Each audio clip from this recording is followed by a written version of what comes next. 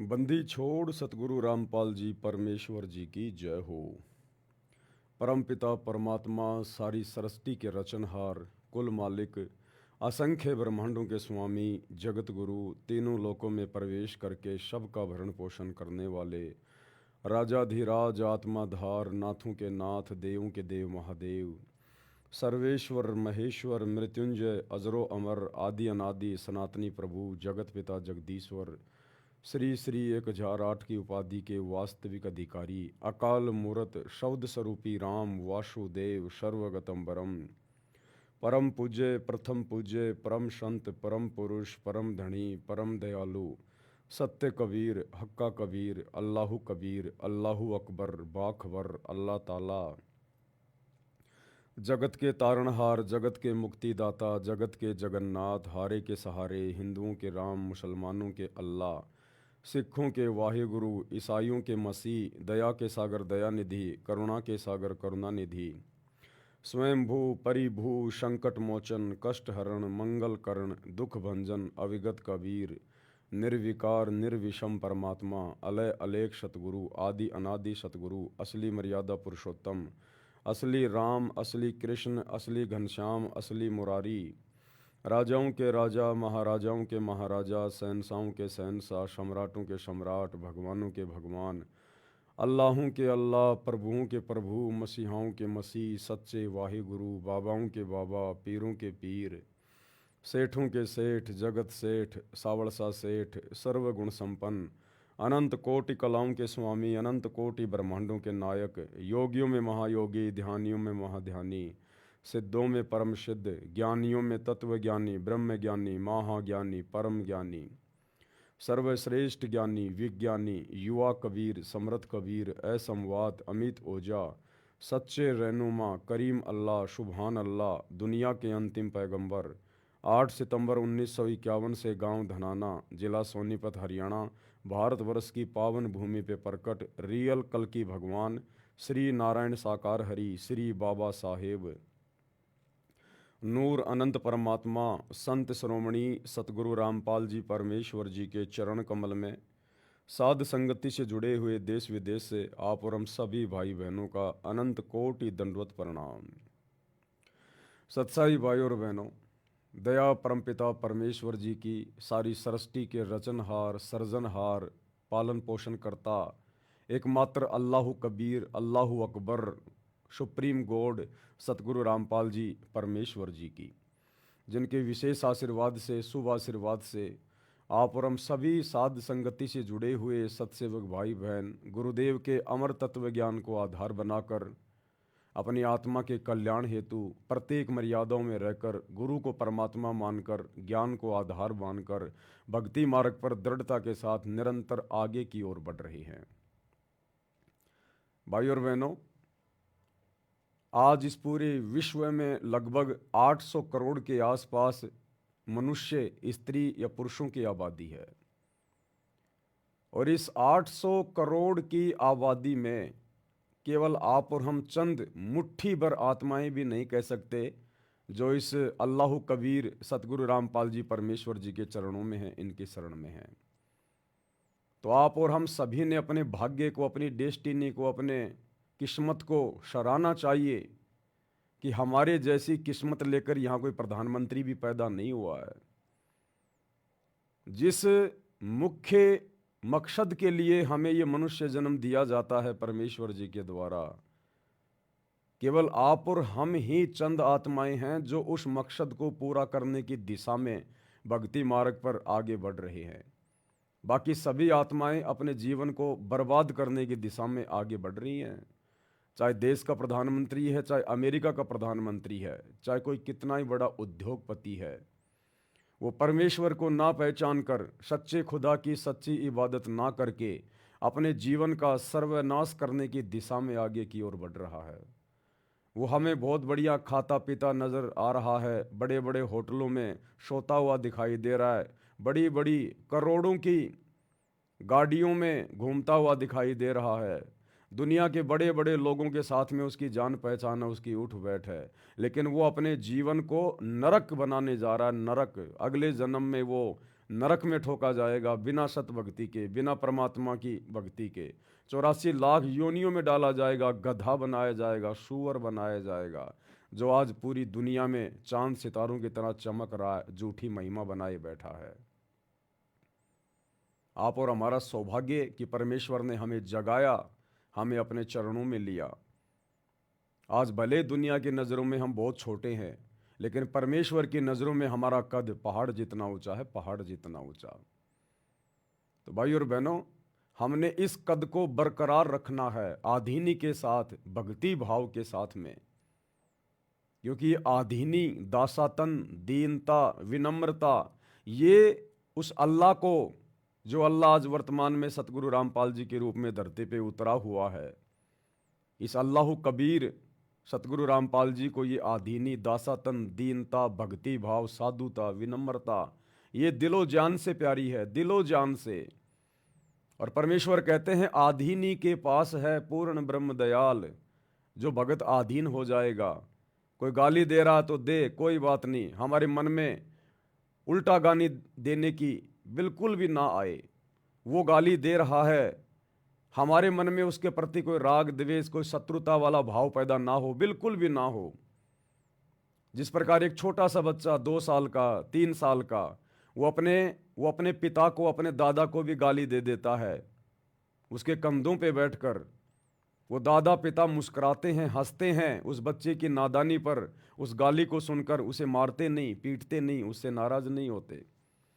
तो इसी प्रकार ये दुनिया जो आज सतगुरु के चरणों से, सतगुरु की भक्ति से कोसों दूर बैठी है, ये आध्यात्मिक क्षेत्र में, आध्यात्मिक नज़रों में बहुत नादान है, बालक है, पागल है, अबोध है।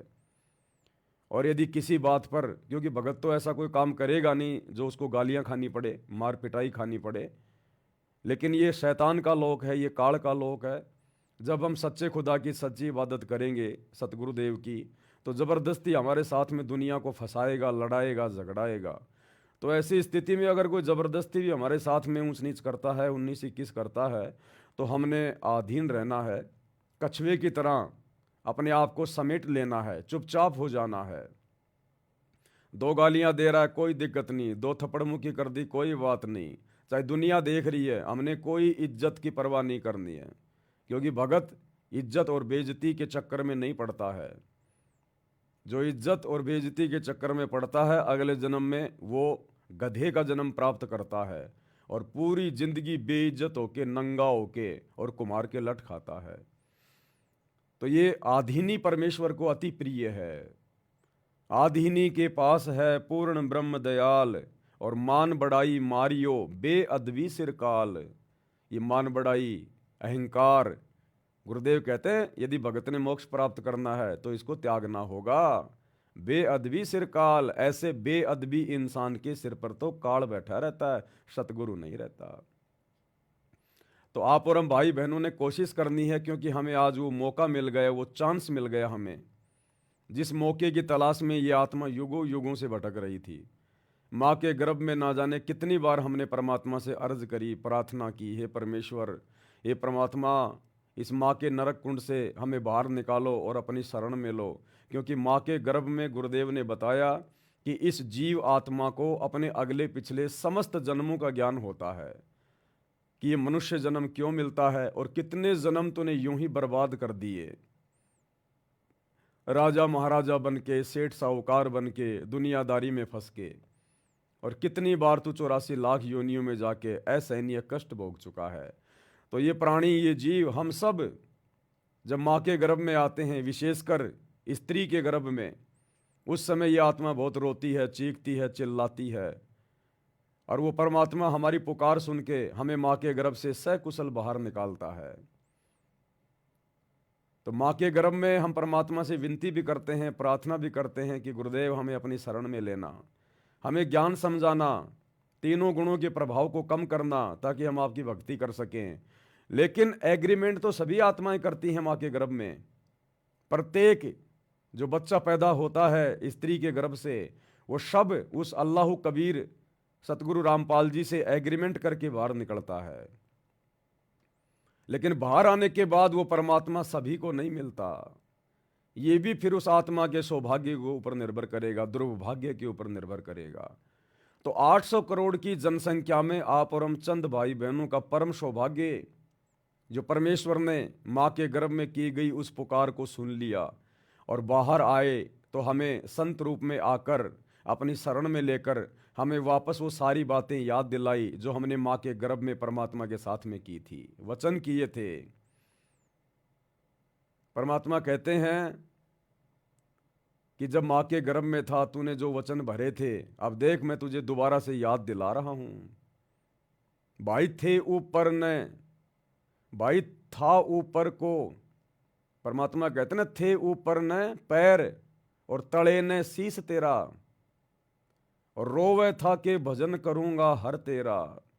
वो दिन कर ले याद गर्भ में था डेरा, और रोवे था के भजन करूंगा हर तेरा।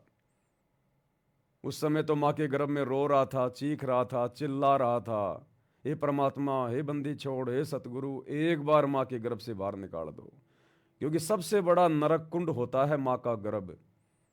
गुरुदेव ने बताया एक व्यक्ति की 100 साल की उम्र हो, 100 साल तक यदि उसे कोढ़ का रोग लग जाए, कोढ़ से भयंकर रोग कोई दूसरा नहीं होता। पूरे शरीर पे मक्खियां भिनभिनाती हैं, मवाद निकलती है, चीस चलती हैं, फोड़े फुंसियां होते हैं, बदबू आती है। तो गुरुदेव कहते हैं एक व्यक्ति की 100 साल की उम्र हो और 100 साल तक यदि उसको कोढ़ जैसा भयंकर रोग लग जाए, उससे भी 100 गुना ज्यादा कष्ट ये आत्मा माँ के गर्भ में 9 महीने में भोगता है। ऊपर को पैर, नीचे को सिर, 9 महीने, और रो रो के अर्ज करता है। तब ये सतगुरु माँ के गर्भ में जाता है सूक्ष्म रूप में, और फिर उसको कहता कि भाई देख ठीक है, मैं तेरी प्रार्थना स्वीकार करता हूं, और अब तू बाहर जाके भक्ति करना, ये बकवादे मत करना जो तूने असंख्य जन्म तेरे बर्बाद कर दिए। लेकिन जैसे ही माँ के गर्भ से बाहर आते हैं, गुरुदेव ने हमें बताया कि फिर से ये ब्रह्मा विष्णु महेश, ये शैतान के तीनों बेटे, ये काल के तीनों पुत्र, अपने तीनों गुणों के प्रभाव से, रजगुण ब्रह्मा, शतोगुण विष्णु, तमोगुण शिव जी, इन तीनों गुणों के प्रभाव से ये जीवात्मा फिर से भ्रमित हो जाती है, और वही उल्टा सीधा खाना पीना, वही काम धंधे में गधे और बैल की तरह कमाना, दुनियादारी में फंस जाना, परमात्मा को भूल जाना, कोई बताए तो उसकी बातें ना सुनना। तो फिर हम ये कष्ट उठाने के लिए बाध्य हो जाते हैं। तो भाई और बहनों, आज इस 800 करोड़ की जनसंख्या में आप और हमें ये सौभाग्य मिला है, आप और हमें, और हमने इसका भरपूर फायदा उठाना है। देखो हम क्या खाएंगे, हम क्या पिएंगे, कैसे हमारा खानदान चलेगा, कैसे हमारा परिवार चलेगा, ये सब कुछ गुरुदेव भगवान ने पहले से निर्धारित किया हुआ है। और जब हम इनकी शरण में आ जाते हैं, इनके चरणों में आ जाते हैं, फिर तो हमने कोई चिंता नहीं होनी चाहिए। जिस परमेश्वर ने करने के लिए भजन दे दिया तो खाने को भोजन भी देगा। चिंत्या तो हरि नाम की और न चिंत्या दास, और जो कोई चिंत्या नाम बिना सोए काल की फाश। तो अब आप और हम सभी भगत भाई बहनों को, जो विशेषकर सतगुरु रामपाल जी परमेश्वर जी के फॉलोवर हैं, उनके चरणों में लगे हुए हैं, आप और हमारा तो एक ही टारगेट, एक ही मकसद होना चाहिए कि हम ऐसा क्या करें कि हमारे गुरुदेव भगवान हमारे से प्रसन्न रहें, हमारे गुरुदेव भगवान को नाराज होने का मौका ना मिले, और भक्ति मार्ग में निरंतर हम आगे की ओर बढ़ते रहें, आगे की ओर बढ़ते रहें। तो गुरुदेव ने बताया सबसे पहले आधीनी, दासातन, विनम्रता, किसी भी बात को लेके मन मुटाव नहीं करना, मन में कोई राग द्वेष नहीं पालना। हाँ, सच को सच जरूर कहना है, लेकिन किसी के प्रति राग द्वेष नहीं, शत्रुता वाला भाव नहीं। एक शत्रु एक मित्र है, भूल पड़ी रे प्राण, यम की नगरी जाएगा शब्द हमारा मान। अब जैसे काल प्रेरणा से हमारे खुद के भगत भाई बहन जो आश्रमों से जुड़े हुए हैं, आज हमारे पिताजी की, हमारे गुरुदेव की गैर हाजिरी में जो उल्टे कर्म कर रहे हैं, तो हम भगत भाई बहनों की जिम्मेदारी बनती है अन्य संगत को समझाने के लिए, उनके कुकर्मों के ऊपर वीडियो बनाकर समझाना पड़ता है। लेकिन हमारे मन में उनके प्रति द्वेष नहीं है, हीन भावना नहीं है। मैं पवन दास, कोई ये ना सोचे कि भाई मैं अगर मैनेजमेंट के ऊपर वीडियो बनाता हूं तो उनके प्रति राग द्वेष होगा, बिल्कुल नहीं, सौपन में भी नहीं। ये मेरा खुदा, मेरा अल्लाह, मेरा गुरु साक्षी है इस बात का। अगर मैनेजमेंट के किसी भी व्यक्ति के प्रति, गुरु जी के बेटा बेटी भाई बंधु रिश्तेदारों के प्रति जिनके ऊपर मैं वीडियो बनाता हूँ, जिनके कुकर्मों पर अगर मेरे दिल में अंदर अगर कोई वैर भाव हो, उनके प्रति कोई शत्रुता का भाव हो, तो परमेश्वर मुझे जमीन में गाड़ दे इसी समय। मैं तो अपने खुद के सगे भाई बहनों से बढ़कर गुरुदेव की बेटी को मानता हूँ, उनके दोनों बेटों को, उनके भाई को मानता हूँ, लेकिन सच जो है वो कहना पड़ेगा। कल को यदि वो सीधे कर्मों पे आ जाएंगे, सीधे रास्ते पे आ जाएंगे गुरु जी के बेटा बेटी, मैं अपने सीने से लगा लूंगा, मेरे भाई है वो, मेरी बहन है। लेकिन भैया जब तक वो उल्टे काम करेंगे, मेरे गुरु जी के वचनों के खिलाफ चलेंगे, तो भैया एक अच्छे शिष्य का एक कर्तव्य बनता है कि वो उनकी पोल पट्टी खोले और अन्य संगत को भी सावधान वो रखे, लेकिन मन में कोई बैर भाव नहीं रखना चाहिए। तो हम सत्सेवकों के प्रति, किसी भी व्यक्ति के प्रति, ना जगत वाले के प्रति, ना किसी भक्तों के प्रति हमारे मन में कोई राग द्वेष, कोई हीन भावना, कोई द्वेषता नहीं है, कोई शत्रुता वाला भाव नहीं है, और ना एक भगत के मन में आ सकता। लेकिन परमात्मा कहते हैं कि साचा शब्द कबीर का प्रकट किया जगमाही, और जैसे को तैसा कहे सो तो निंदा नाही। सच को सच कहना, जो गलत कर रहा है उसके विषय में बताना, ये निंदा नहीं होती है, ये राग द्वेष रखना नहीं होता है। वो भी हमारे भाई बहन हैं, लेकिन भाई बहन यदि गलत रास्ते पर जाएंगे, शैतान के मार्ग पर चलेंगे, तो क्या उनको समझाना, और जो कर्म वो कर रहे हैं जिस कारण से अन्य संगत को भी नुकसान उठाना पड़ रहा है, तो क्या दूसरे भाई बहनों को समझाना नहीं पड़ेगा? समझाना पड़ेगा।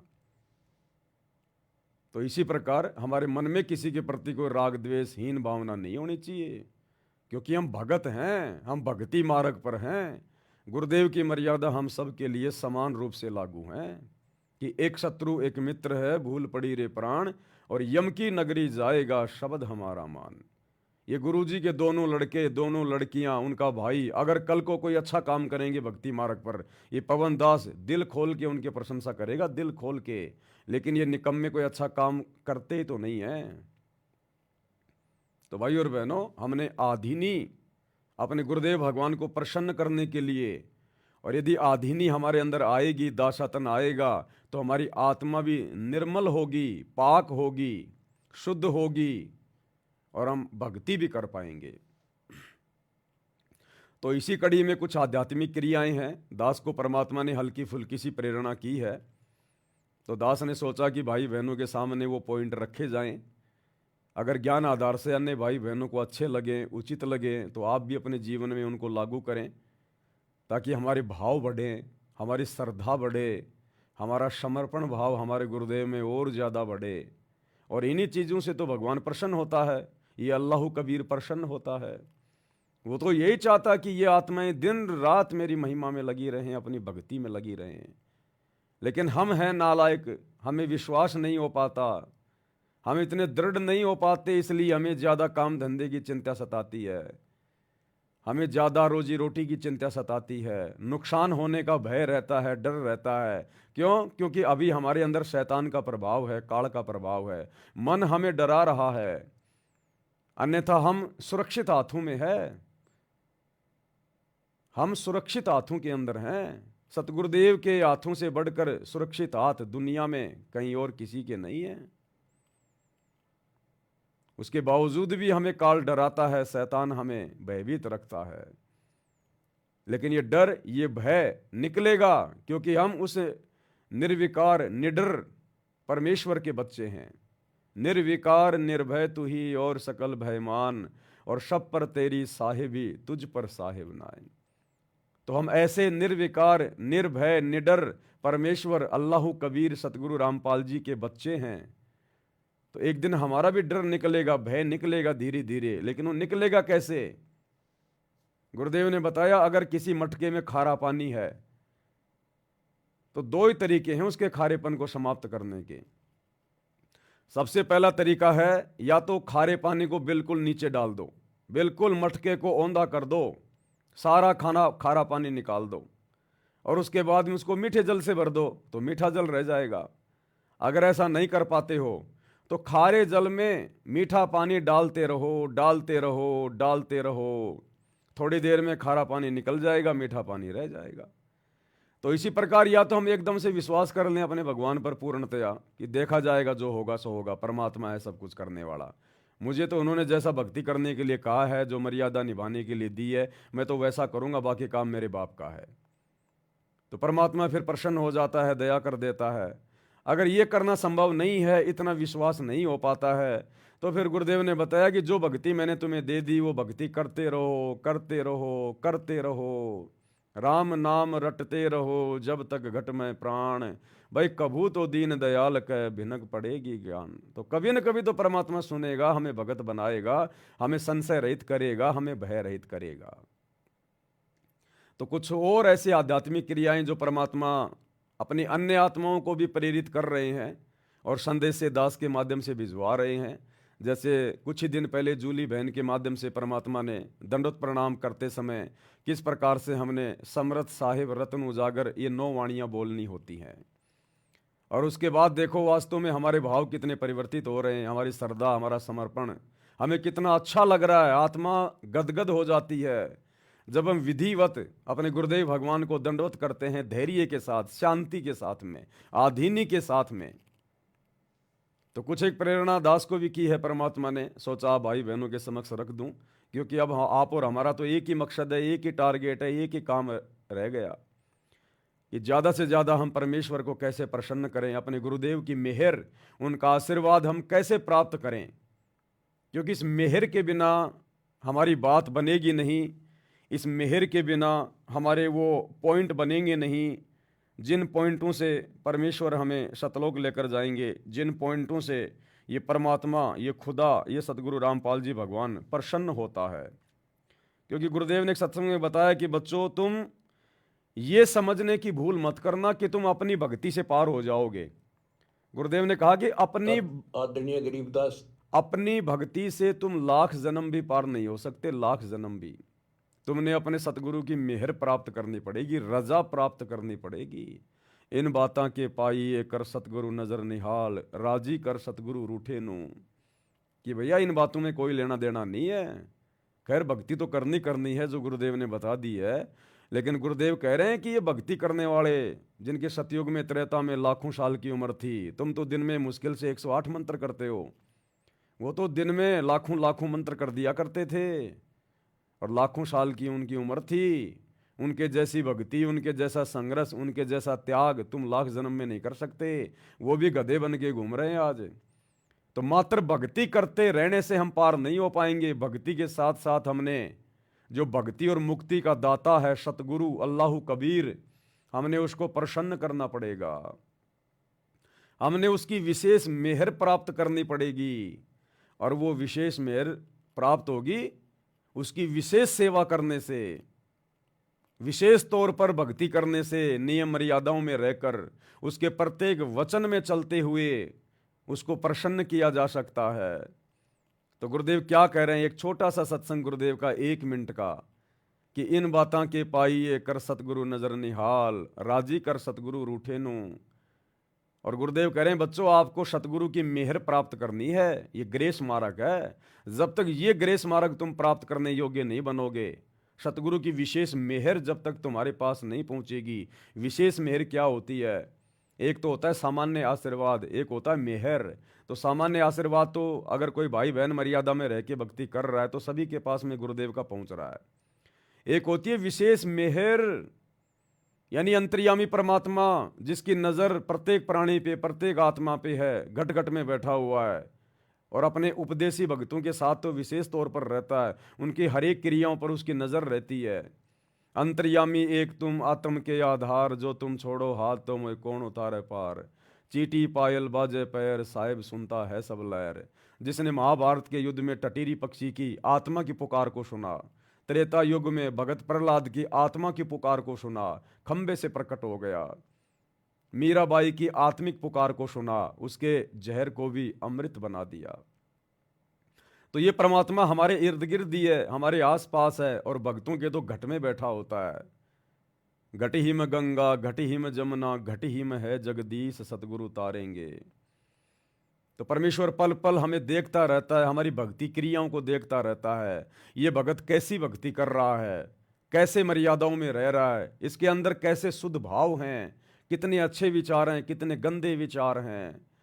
तो भगत की इन तमाम भक्ति क्रियाओं को देखकर जो गुरु के अनुसार होती हैं, फिर गुरु उस पर प्रसन्न होता है, गुरु का हृदय, उसकी आत्मा गदगद होती है, और उस आत्मा के प्रति, उस भगत के प्रति जो गुरु के अनुसार भक्ति कर रहा होता है, एक नेक नीति से सभ्य भगत बन के समाज में रह रहा होता है, हर प्रकार से अधीन होता है, दासातन होता है, उस भगत के प्रति फिर सतगुरु के हृदय से एक मेहर निकलती है, एक मेहर की लहर निकलती है, मेहर की लहर। जिस प्रकार यदि किसी का बेटा या बेटी उसकी आज्ञा में चलता है, अच्छे कर्म करता है, तो फिर उसका बाप उसके प्रति विशेष दयालु होता है, विशेष मेहरबान होता है, उन बेटा बेटियों पर विशेष नज़र रखता है, उन्हें किसी बात की कमी नहीं छोड़ता, किसी चीज़ के भरोसे नहीं रहने देता है। तो सतगुरु फिर उस विशेष मर्यादित आत्मा के प्रति मेहरबान होता है, और एक विशेष आशीर्वाद सतगुरु फिर चाहे लाख कोस दूर बैठा है शरीर रूप में, एक विशेष मेहर, एक विशेष लहर सतगुरु की तरफ से उस आत्मा के ऊपर सूर्य की किरणों की तरह निरंतर बरसती रहती है। उसको कहते हैं मेहर। इन बातां के पाइए कर सतगुरु नजर निहाल, राजी कर सतगुरु रूठे नू। तो क्या कह रहे हैं गुरुदेव भगवान, उन्हीं के मुख से 1 मिनट का ये ऑडियो है, सुन लेते हमारा जो हैं। कल्याण कैसे होगा कि सतगुरु जो तत्वदर्शी संत है उसको नजर निहाल कर के इतना उनके अनुसार उनके मर्यादा में चल के वो तेरे ऊपर गदगद हो जाए, वो संत के मेरी प्यारी आत्मा परमात्मा को पाने के रास्ते पर बिल्कुल सही चल रही है। तो अंदर से जो एक हिलोर आती है संत के अंदर से, जिस भगत की, जिस बहन भाई की क्रियाओं से जो प्रसन्न हो जाता है कि ये सही मर्यादा में चला, तो वो जो एक रजा आती है, उसके बाद फिर एक उसके प्रति एक कसक जाती है कि बहुत अच्छी, और परमात्मा अपने बच्चे पर मेहर रखना, ऐसे ही चले। तो वो एक आशीर्वाद आपको एक्स्ट्रा मिलता है, जिसको ग्रेस मार्क कहते हैं। तो यहाँ कहते हैं इन बातों के पाइए कर सतगुरु नजर निहाल है। मान लेते नहीं, वो ज्ञान भी हो गया कैसे ऐसे होता, तो और सतगुरु नजर निहाल हुआ नहीं, तुझे सार नाम फिर सार शब्द मिला नहीं, तो भी बात बिगड़ेगी। इसलिए ये कल्याण कहती है बातें कहने सुनती ना है, कर पाड़ने की है। तो भाई और तुम्हारा जो कल्याण, तो भाई और बहनों, हमने सिर्फ कहने सुनने तक सीमित नहीं रहना है, अब हमने कर पाड़ना है, क्योंकि कर पाड़ने का समय आ गया है। देखो, काल हमें निराश करने का प्रयास करेगा, काल हम आत्माओं को अंदर से कमजोर बनाने का प्रयास करेगा, क्योंकि शैतान का तो काम ही ये है। शैतान आत्मा को दृढ़ नहीं होने देता, शैतान आत्मा में शंका पैदा करेगा। बहुत सारे भगत भाई बहन जब ये पवन दास लाइव आता है, या मेरे अन्य भगत भाई बहन सत्सेवक लाइव आते हैं, अपने गुरु की महिमा करते हैं, गुणगान करते हैं, उन्हें प्रसन्न करते हैं, तो बहुत सारे भाई बहन जो आश्रमों से जुड़े हैं वो कमेंट्स में कहते हैं कि भाई ये जो कर रहे हैं ये गलत है, गुरुजी ने सत्संग कर दिए, इसे करने की क्या ज़रूरत है, ये जो कर रहा है ये काल प्रेरणा है। भाई और बहनों, उन आत्माओं के सिर पे काल बैठा हुआ, काल। उन्हें पता ही नहीं है कि भगत ने करना क्या चाहिए। अरे भक्ति के बाद में भगत का दूसरा काम केवल अपने गुरु की महिमा, जिसको साध संगति कहते हैं, गुणगान कहते हैं गुरुदेव भगवान का। काल ने भी कहा था परमात्मा से कि जो आपकी महिमा करेगा, आपके ज्ञान को समझकर, आपको पहचान कर, मैं उसके निकट भी नहीं जाऊंगा, निकट भी। तो सतगुरु ने भी कहा था कि अगर तू ऐसी मेरी किसी आत्मा के निकट भी चला गया ना, तो काल तू यहां रह नहीं पाएगा, फिर देख लेना तेरा कहां ठिकाना होगा।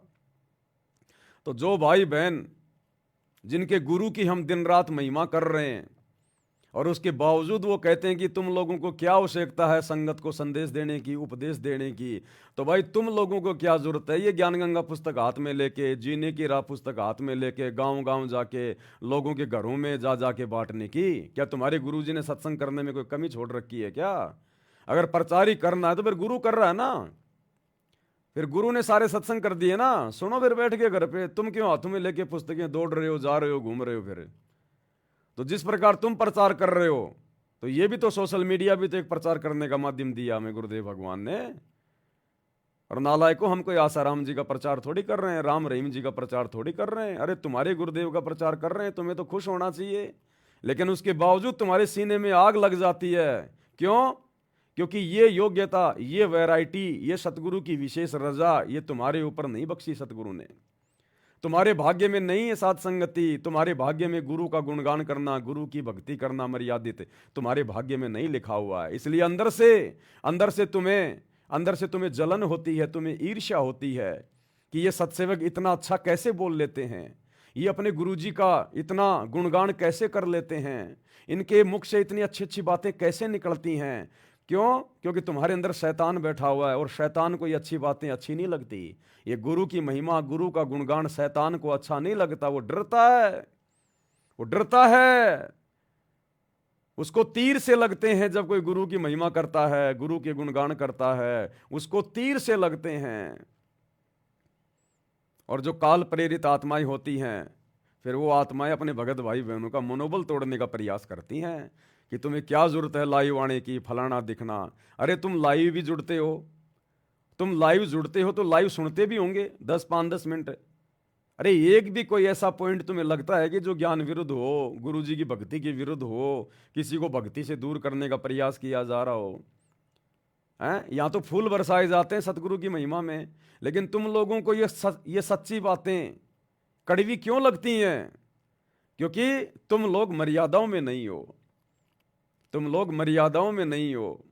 और मर्यादाहीन जो भगत होता है, उसको ये मर्यादा की बातें, भक्ति की बातें उसको तीर जैसे लगते हैं, तीर जैसे। अन्यथा देखो सत्सेवक भाई बहन हजारों लाखों की संख्या में जुड़े हुए हैं, और जब किसी भी अपने भगत भाई बहन के मुख से अपने गुरु जी का कोई शब्द सुनते हैं, कोई महिमा सुनते हैं, या जब दास लाइव आता है, तो भाई बहनों की आत्मा गदगद हो जाती है, गदगद आंखों से आंसू निकलते हैं हमारे गुरुदेव भगवान के प्रेम में, प्यार में। क्यों? क्योंकि साध संगति में जो भी बातें बताई जाती हैं, जो भी वचन बताए जाते हैं, जो भी नियम की बातें बताई जाती हैं, हम उन सभी नियमों में खरे हैं, खरे। इसलिए हमें वो अच्छी लगती हैं। शैतान हमारे हृदय से बाहर निकल चुका है, इसलिए हमारे को ये बातें अच्छी लगती हैं। लेकिन जो मर्यादा में नहीं होगा, जो साध संगति के नियमों में नहीं होगा, अपने गुरुदेव की मर्यादाओं में नहीं होगा, भाई उसको तो तीर जैसे लगेंगे, क्योंकि उसके घट में तो शैतान बैठा हो अभी। और शैतान को ये मान मर्यादा की बातें, गुरु महिमा की बातें ये अच्छी नहीं लगती हैं। तो हमने ऐसे लोगों की बातों का ना तो कोई प्रत्युत्तर देना चाहिए, क्योंकि वो हमारा समय बर्बाद करता है। इसलिए हमने ऐसे कमेंट्स का कोई जवाब नहीं देना चाहिए हमने किसी को। क्या पता कौन सी अच्छी बात परमात्मा दास से बुलवा दें और आप उसके कमेंट्स का जवाब देते समय वो बात ना सुन पाएं, ढंग से विचार ना कर पाएं, तो आपने तो अपना नुकसान कर लिया। तो जो भी जैसा बोल रहा है उसको बोलने दो, हमने उनकी बातों का बुरा नहीं मानना है। आवत गाड़ी एक है, उल्टा हो अनेक, कहे कबीर ना उल्टियो रहे एक की एक। जो तो को काटा बोवे ताको बो तू फूल, तो ये फूल के फूल है वाको हैं त्रिशूल। गुरुदेव कहते हैं ना कि जय कंचन बिस्टा पड़े घटे न ताको मोल। अगर सोने को अगर लेटरिन में डाल दिया जाए, गोबर में डाल दिया जाए, तो सोने की कीमत कम नहीं होती है। तो हम सत्सेवक तो गुरुदेव भगवान के सोना है, सोना, सोना सिक्का। हमें चाहे जो मर्जी कुछ भी कहे, सोना तो सोना ही रहेगा। परमात्मा का सच्चा भगत तो सच्चा ही रहेगा। तो भाई और बहनों, हमने तो निरंतर प्रयास करना है, भक्ति मार्ग पर आगे बढ़ना है। और ये गुरु महिमा की जो बातें होती हैं, ये हमारे अंदर हमारी आत्मा को चार्ज करती हैं। हम तो खाली कानों से सुन रहे हैं, सुनने के बाद में अपने काम में लग जाएंगे और कुछ करने लग जाएंगे। लेकिन जितने देर हमने सुना, उतनी देर प्रभु ने, परमेश्वर ने, सतगुरु ने हमारी आत्मा को चार्ज कर दिया। उतनी देर हमारी आत्मा को चार्ज कर दिया सतगुरु ने। तो इसी प्रकार से भाई और बहनों, परमात्मा हमें भक्ति मार्ग पर निरंतर आगे बढ़ाएंगे। ये काल तो हमारा पैर खींचेगा, टांग खींचेगा, हमने काल की तरफ ध्यान नहीं देना। अगर हमारा विश्वास बढ़ रहा, हमारे भाव यदि अच्छे हो रहे हैं, अगर किसी भगत भाई बहनों की वीडियो से, उनकी अच्छी बातों से, गुरु महिमा से, तो सुननी चाहिए, दिन रात सुननी चाहिए। यही तो काम है, और क्या है। गुरु की महिमा कौन करेगा? जो गुरु का भगत होगा वो ही करेगा। जिसके घट में शैतान बैठा है वो कैसे अपने गुरु की महिमा कर सकता है? कर ही नहीं सकता। वो उसके अंदर वो विचार उत्पन्न ही नहीं हो सकते, वो शब्द उसके मुख पर काल आने ही नहीं देगा, क्योंकि कंठ कमल में बसे अविद्या, और ज्ञान ध्यान बुद्धि नाश ही। उनके कंठ में तो शैतान बैठा है, दुर्गा बैठी है, उनका ज्ञान और ध्यान दोनों का सत्यानाश किए बैठी है। उनके कहाँ शब्द निकलेंगे गुरु महिमा के, जिनके कंठ में अभी तक वो दुर्गा बैठी हुई है। तो हमने उनकी बातों पे ध्यान नहीं देना है। इसी प्रकार भाई और बहनों, कुछ एक प्रेरणाएं परमेश्वर ने की हैं, थोड़ा हम उन पे आज विचार करेंगे। सबसे पहले देखो भाई और बहनों, हमें परमात्मा मिल चुका है, हमें परमेश्वर मिल चुका है। और गुरुदेव भगवान कहते हैं, जो बच्चा गऊ की नज़र में यूं साईं को संत, साईं यानी भगवान, परमात्मा, स्वामी, गुरुदेव, जिस प्रकार एक गाय अपने बछड़े के ऊपर एक टक नज़र रखती है, चारा खा रही है तो भी नज़र अपने बच्चे पे रखती है, बार बार अपने बच्चे की तरफ देखेगी। तो कहते हैं इसी प्रकार से जो बच्चा गऊ की नज़र में, ऐसे सतगुरु को संत और भक्तों के पीछे फिरे वो भगत वत्सल भगवंत। ऐसे वो परमात्मा सतगुरु पल पल हर दम अपने भगत के ऊपर, मर्यादित भगत के ऊपर, सभी के ऊपर नहीं, मर्यादित सच्चे भगत के ऊपर ऐसे नजर रखता है। नाम दीक्षा के बाद भाई बहन अपने गले में लॉकेट पहनते हैं अपने गुरुदेव का। क्यों पहनते हैं? दिखावे के लिए थोड़ी पहना जाता है। अरे दिखावे के लिए तो हम पहले पहना करते थे, गले में कोई लॉकेट डाल के रखते थे, कोई फोटो डाल के रखते थे, सोने चांदी की चैन डाल के रखते थे, वो दिखावा था। तो सतगुरु से उपदेश लेने के बाद भाई बहन जो गले में लॉकेट पहनते हैं वो दिखावे के लिए नहीं होता है। अरे वो लॉकेट जो आपके गले में टंगा हुआ आपके गुरु का, आप तो उसको देख ही नहीं पा रहे। आप यूं थोड़े देखोगे बार बार कि मेरे गले में लॉकेट है, मेरे गले में लॉकेट है। बहुत सारे भाई बहन तो 2-2 दिन 4-4 दिन उस लॉकेट में अपने गुरु जी के दर्शन तक नहीं करते। वो लॉकेट उन्हें दिखाई नहीं देता। कई तो यहां तक बांध के रखते हैं, बिल्कुल जैसे फांसी लगा के रखते हैं ना, जैसे फांसी लगा दी जाती है बिल्कुल। कई तो लॉकेट को ऐसे टाइट बांध के रखते हैं। आज उन भाई बहनों को थोड़ा सा समझाना चाहूंगा कि ये कोई दिखावे की चीज नहीं है, ये कोई फांसी का फंदा नहीं है। लॉकेट गले में क्यों पहना जाता है 99% भक्तों को नहीं पता। 99% भक्तों को, सत्सेवकों को जरूर पता है, बाकी आश्रमों से जुड़े हुए भाई बहनों को अभी तक नहीं पता कि लॉकेट क्यों पहना जाता है। ये दिखावे की चीज नहीं है। ये लॉकेट इसलिए गले में डाला जाता है ताकि भगत को ये डर रहे, ये भय रहे कि कोई है जो मुझे पल पल देख रहा है, कोई है जो मेरे हृदय के नजदीक है। ये लॉकेट अगर आप पहनते भी हैं तो लॉकेट का डोरा आपके हृदय के पास होना चाहिए यहां, क्योंकि हमारे हृदय कमल में हमारे गुरुदेव भगवान बैठे हैं। हमारा हृदय सबसे पाक और पवित्र माना जाता है। तो गुरुदेव भगवान का जो फोटो होती है, लॉकेट होता है, वो हृदय के पास होना चाहिए, यहां पर बीच में। यहां नहीं होना चाहिए। यहां ये दुर्गा का वास है, यहां तो फांसी थोड़ी लगानी है। लॉकेट अगर पहनते भी हैं तो बिल्कुल ढीला ढाला होना चाहिए, और आपके दोनों स्तरों के बीच में जो हृदय कमल है यहां होना चाहिए। और उसके बाद आपने पल पल ये चिंता रहनी चाहिए, ये भय होना चाहिए कि कोई है जो मेरे हृदय के पास में है, मेरे लॉकेट में सूक्ष्म रूप में बैठा हुआ है, मेरा गुरु, मेरा सतगुरु। वो पल पल मुझे देख रहा है। उस लॉकेट के माध्यम से भगत को ये पल पल आभास होना चाहिए, डर होना चाहिए कि मैं कोई ऐसा कर्म, ऐसी कोई अमर्यादित भक्ति, ऐसा कोई अमर्यादित कोई कार्य ना कर दूं, मेरे से सोचने में, बोलने में या करने में ऐसी कोई गलती ना हो जाए जिस कारण से मेरे गुरुदेव भगवान मुझसे नाराज हो जाएं। क्योंकि मेरा गुरु इस लॉकेट में सूक्ष्म रूप में बैठा है और मेरी हर नजर पे पल पल नजर गाड़ के बैठा है, मेरी हर हरकत के ऊपर। तो लॉकेट पहनने का मतलब है एक भय, एक डर। अन्यथा क्यों फिर वो वजन लाद के फिर रहे हो? अगर तुम्हें लगता है कि लॉकेट में गुरुजी नहीं है, सूक्ष्म रूप में नहीं है, क्योंकि परमात्मा तो कण कण में है, और यदि वो तुम्हें नहीं देख रहा है, वो अंतर्यामी नहीं है, तो फिर निकाल के फेंक दो उस लॉकेट को। उस 10-20 ग्राम वजन को फिर क्यों अपने गले में उस पशु की बेल की तरह टांग के लटका के फिर रहे हो, जब तुम्हें डर ही नहीं है। तुमने लॉकेट भी पहन रखा है और राजनेताओं की रैलियों में धक्के खाने भी जा रहे हो, गुरुजी का वचन तोड़ रहे हो, स्टेडियम बनाते फिर रहे हो, जाटों की धर्मशाला बनाते फिर रहे हो, आरक्षणों में जाके बैठ रहे हो, गुंडों की सीबीआई जांच का समर्थन कर रहे हो, आरक्षणों में करोड़ों रुपया दे रहे हो। माता बहनों के प्रति तुम्हारी गंदी नजर, गंदी नीयत है, जैसा कि गुरुदेव विशेष संदेशों में बार बार जिक्र कर रहे हैं।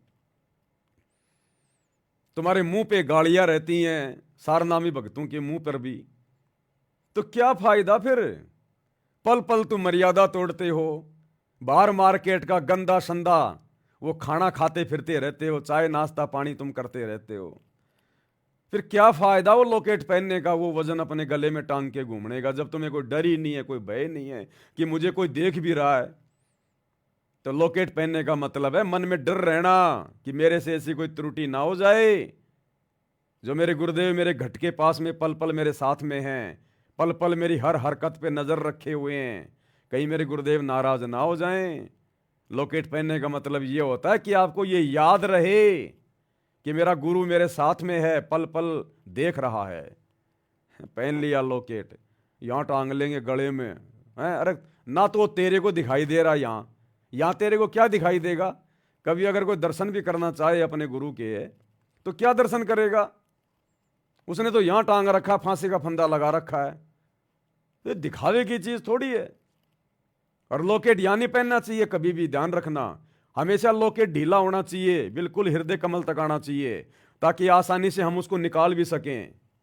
क्योंकि बहुत सारे भाई बहन जो पति पत्नी व्यवहार में हैं, और जब रात को वो पति पत्नी मिलन करते हैं तो बहुत सारे निकम्मे तो अपने गुरुजी का लॉकेट भी नहीं निकालते।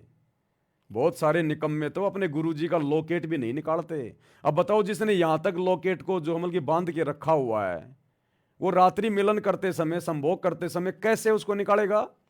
कैसे कैसे उसको हाथ लगेंगे?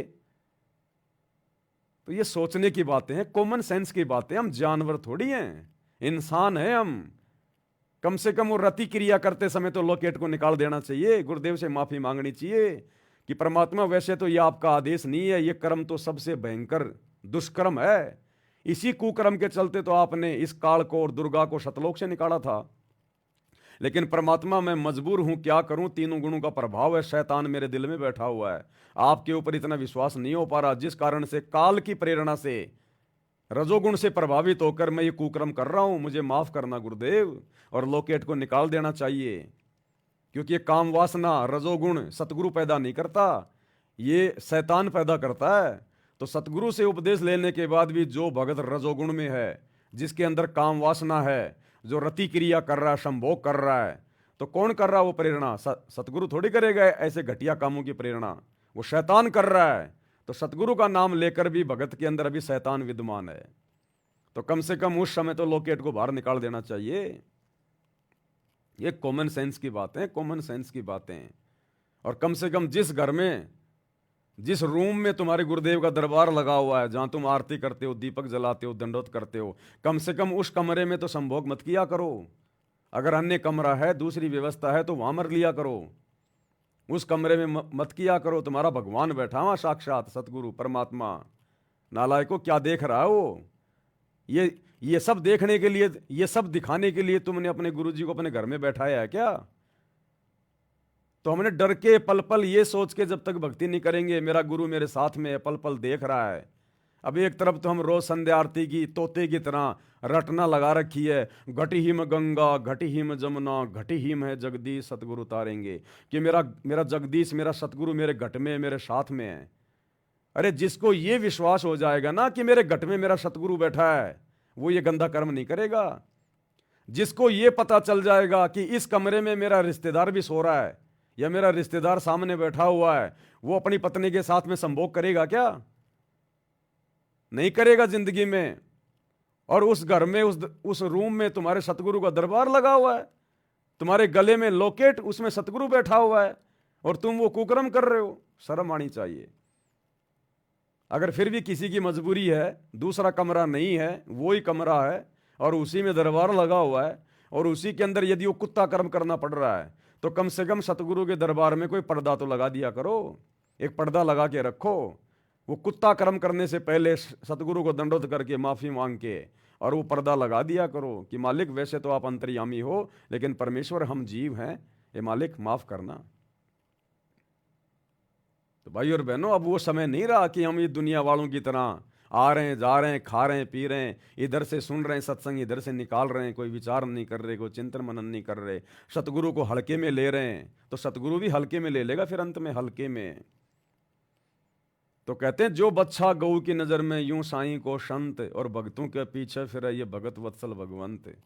ये परमात्मा पल पल हर पल हमारी हर एक हरकतों पर नजर बना के रखता है और हमारे पॉइंट लिखे जा रहे हैं, हमारे पॉइंट उसकी डायरी में नोट हो रहे हैं। उन्हीं पॉइंटों के आधार से वो अपनी मेहर बख्शता है, अपना विशेष आशीर्वाद बख्शता है। तो हम क्या कर रहे हैं, किस दिशा में आगे बढ़ रहे हैं, ये हमने विचार करना चाहिए। तो जिस प्रकार पिछली बार जूली बहन के माध्यम से परमात्मा ने एक संदेशा दिलवाया था, हल्का सा उसको फिर से रिपीट कर देता हूँ। हो सकता है बहुत सारे भाई बहन वो वीडियो ना देख पाए हों। तो जूली बहन के माध्यम से परमात्मा ने संदेशा भिजवाया था कि हमने गुरु को रिझाना है, गुरु को प्रसन्न करना है। हमने दंडवत प्रणाम करते समय मात्र एक फॉर्मेलिटी नहीं निभानी कि जी लेट गया दंडवत कर लिया, दौड़ता भागता, मन में क्या चल रहा है, क्या विचार चल रहे हैं, सामने दंडवत कर रहे हैं। अब वो नहीं चलेगा इस भक्ति मार्ग में। भगत को अपने हृदय में स्थिरता लेके आनी पड़ेगी, धैर्य लेके आना पड़ेगा, शांति लेके आनी पड़ेगी। इस भक्ति को, परमात्मा की भक्ति को, इन आध्यात्मिक क्रियाओं को हमने सबसे पहला स्थान देना पड़ेगा, सर्वोपरि रखना पड़ेगा, सबसे ज्यादा महत्व देना पड़ेगा। बाकी काम बिगड़े तो बिगड़े, भक्ति नहीं बिगड़नी चाहिए। अब ये अंतिम समय चल रहा है, लास्ट समय चल रहा है। किसी भी पॉइंट से हमने गुरु जी को नाराज नहीं करना।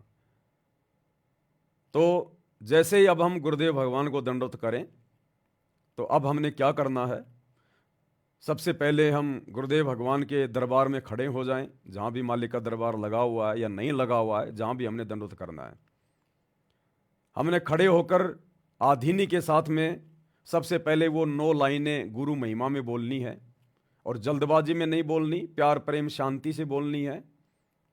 क्या?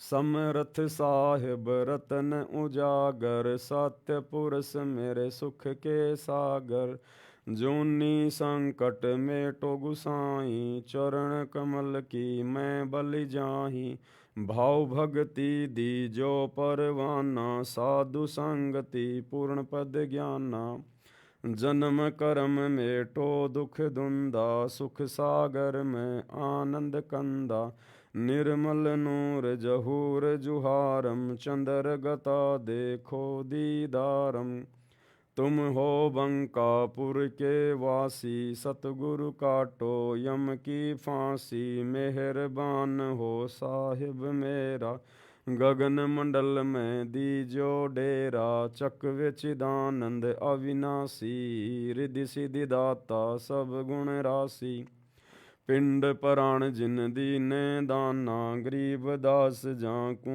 कुर्बाना, पिंड पराण जिन दीने दाना, गरीब दास जाकू कुर्बाना।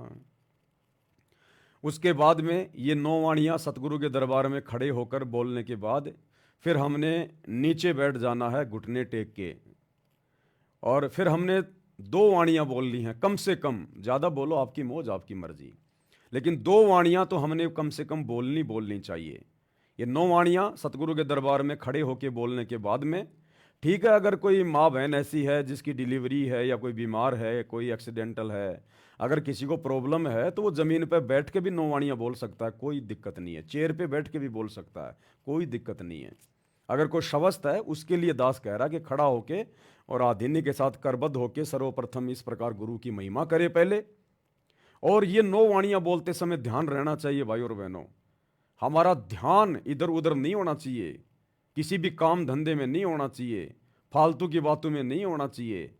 हमारा ध्यान हमारे सतगुरु के चरणों में होना चाहिए, सतगुरु के चरणों में। हम उनकी महिमा कर रहे हैं, 9 वाणियाँ बोल रहे हैं, समरथ साहेब रत्न उजागर, और ध्यान चल रहा हमारा हमारे काम धंधे में, दिमाग जा रहा हमारी दुकान के ऊपर, तो वो सतगुरु को समर्पित नहीं हो रही। सतगुरु तुम्हारी उन वाणियों को स्वीकार नहीं कर रहा है। एक छोटा सा सत्संग मैंने आपको पहले भी सुनाया था, अब भी सुना रहा हूं।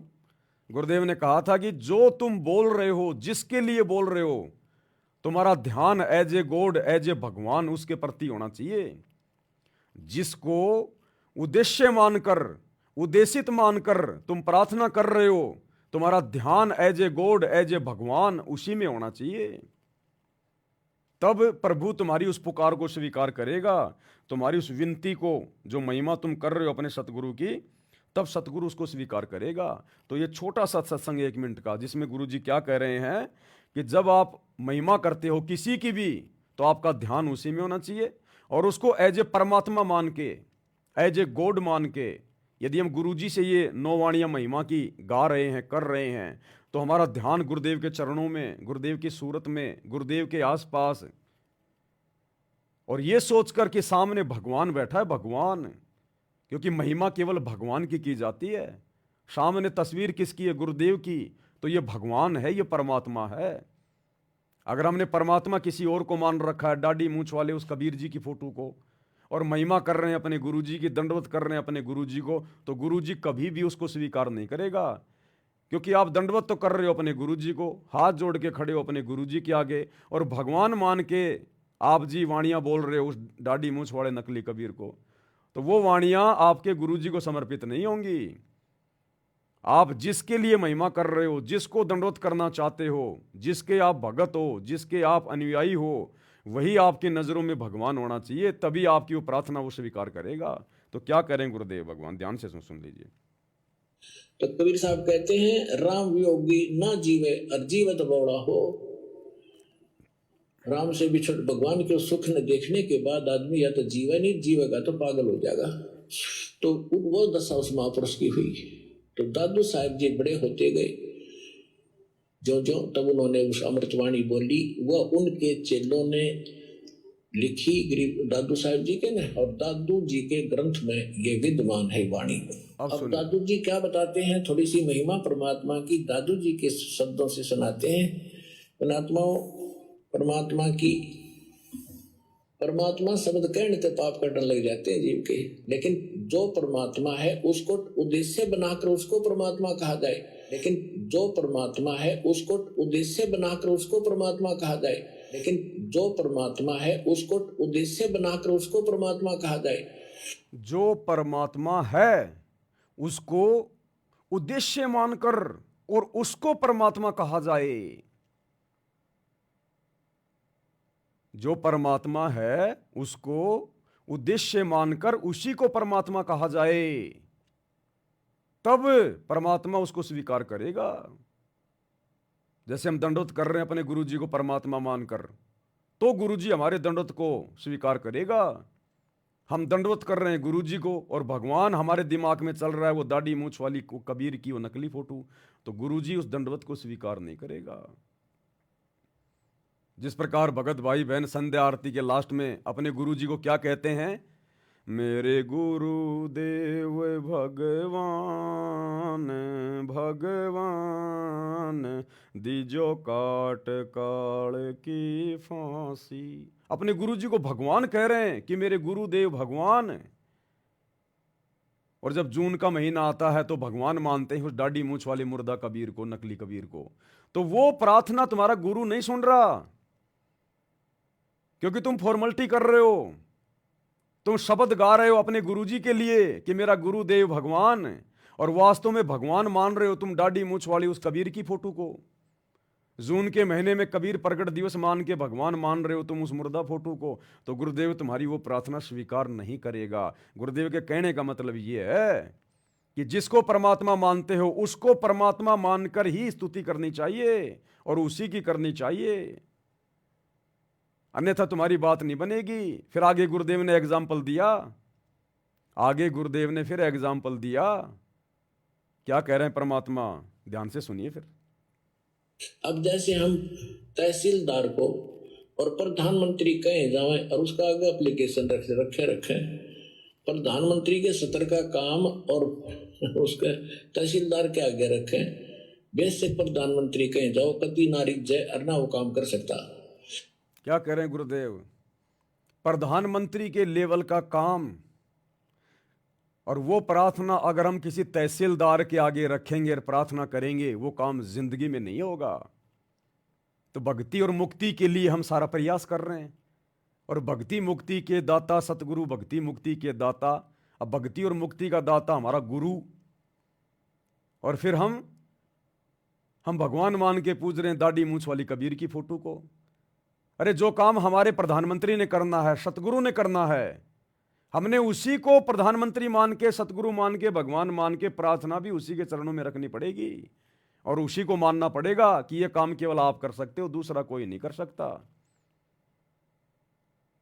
तो ज्यादातर भाई बहन क्या कर रहे हैं, उस तहसीलदार के सामने प्रार्थना लगा रहे हैं, दाढ़ी मूंछ वाले नकली उस कबीर के सामने, कागज के टुकड़े के सामने।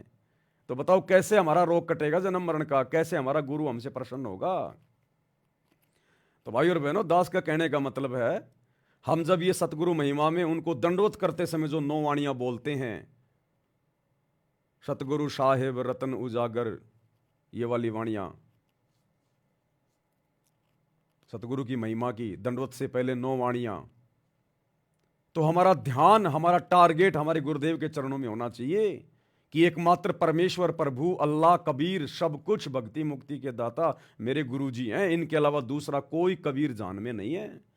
तब गुरुजी उन वाणियों को स्वीकार करेगा, भगत के उन शब्दों को स्वीकार करेगा, तब गुरु प्रसन्न होगा, तब वो ब्लूटूथ मैच करेगा।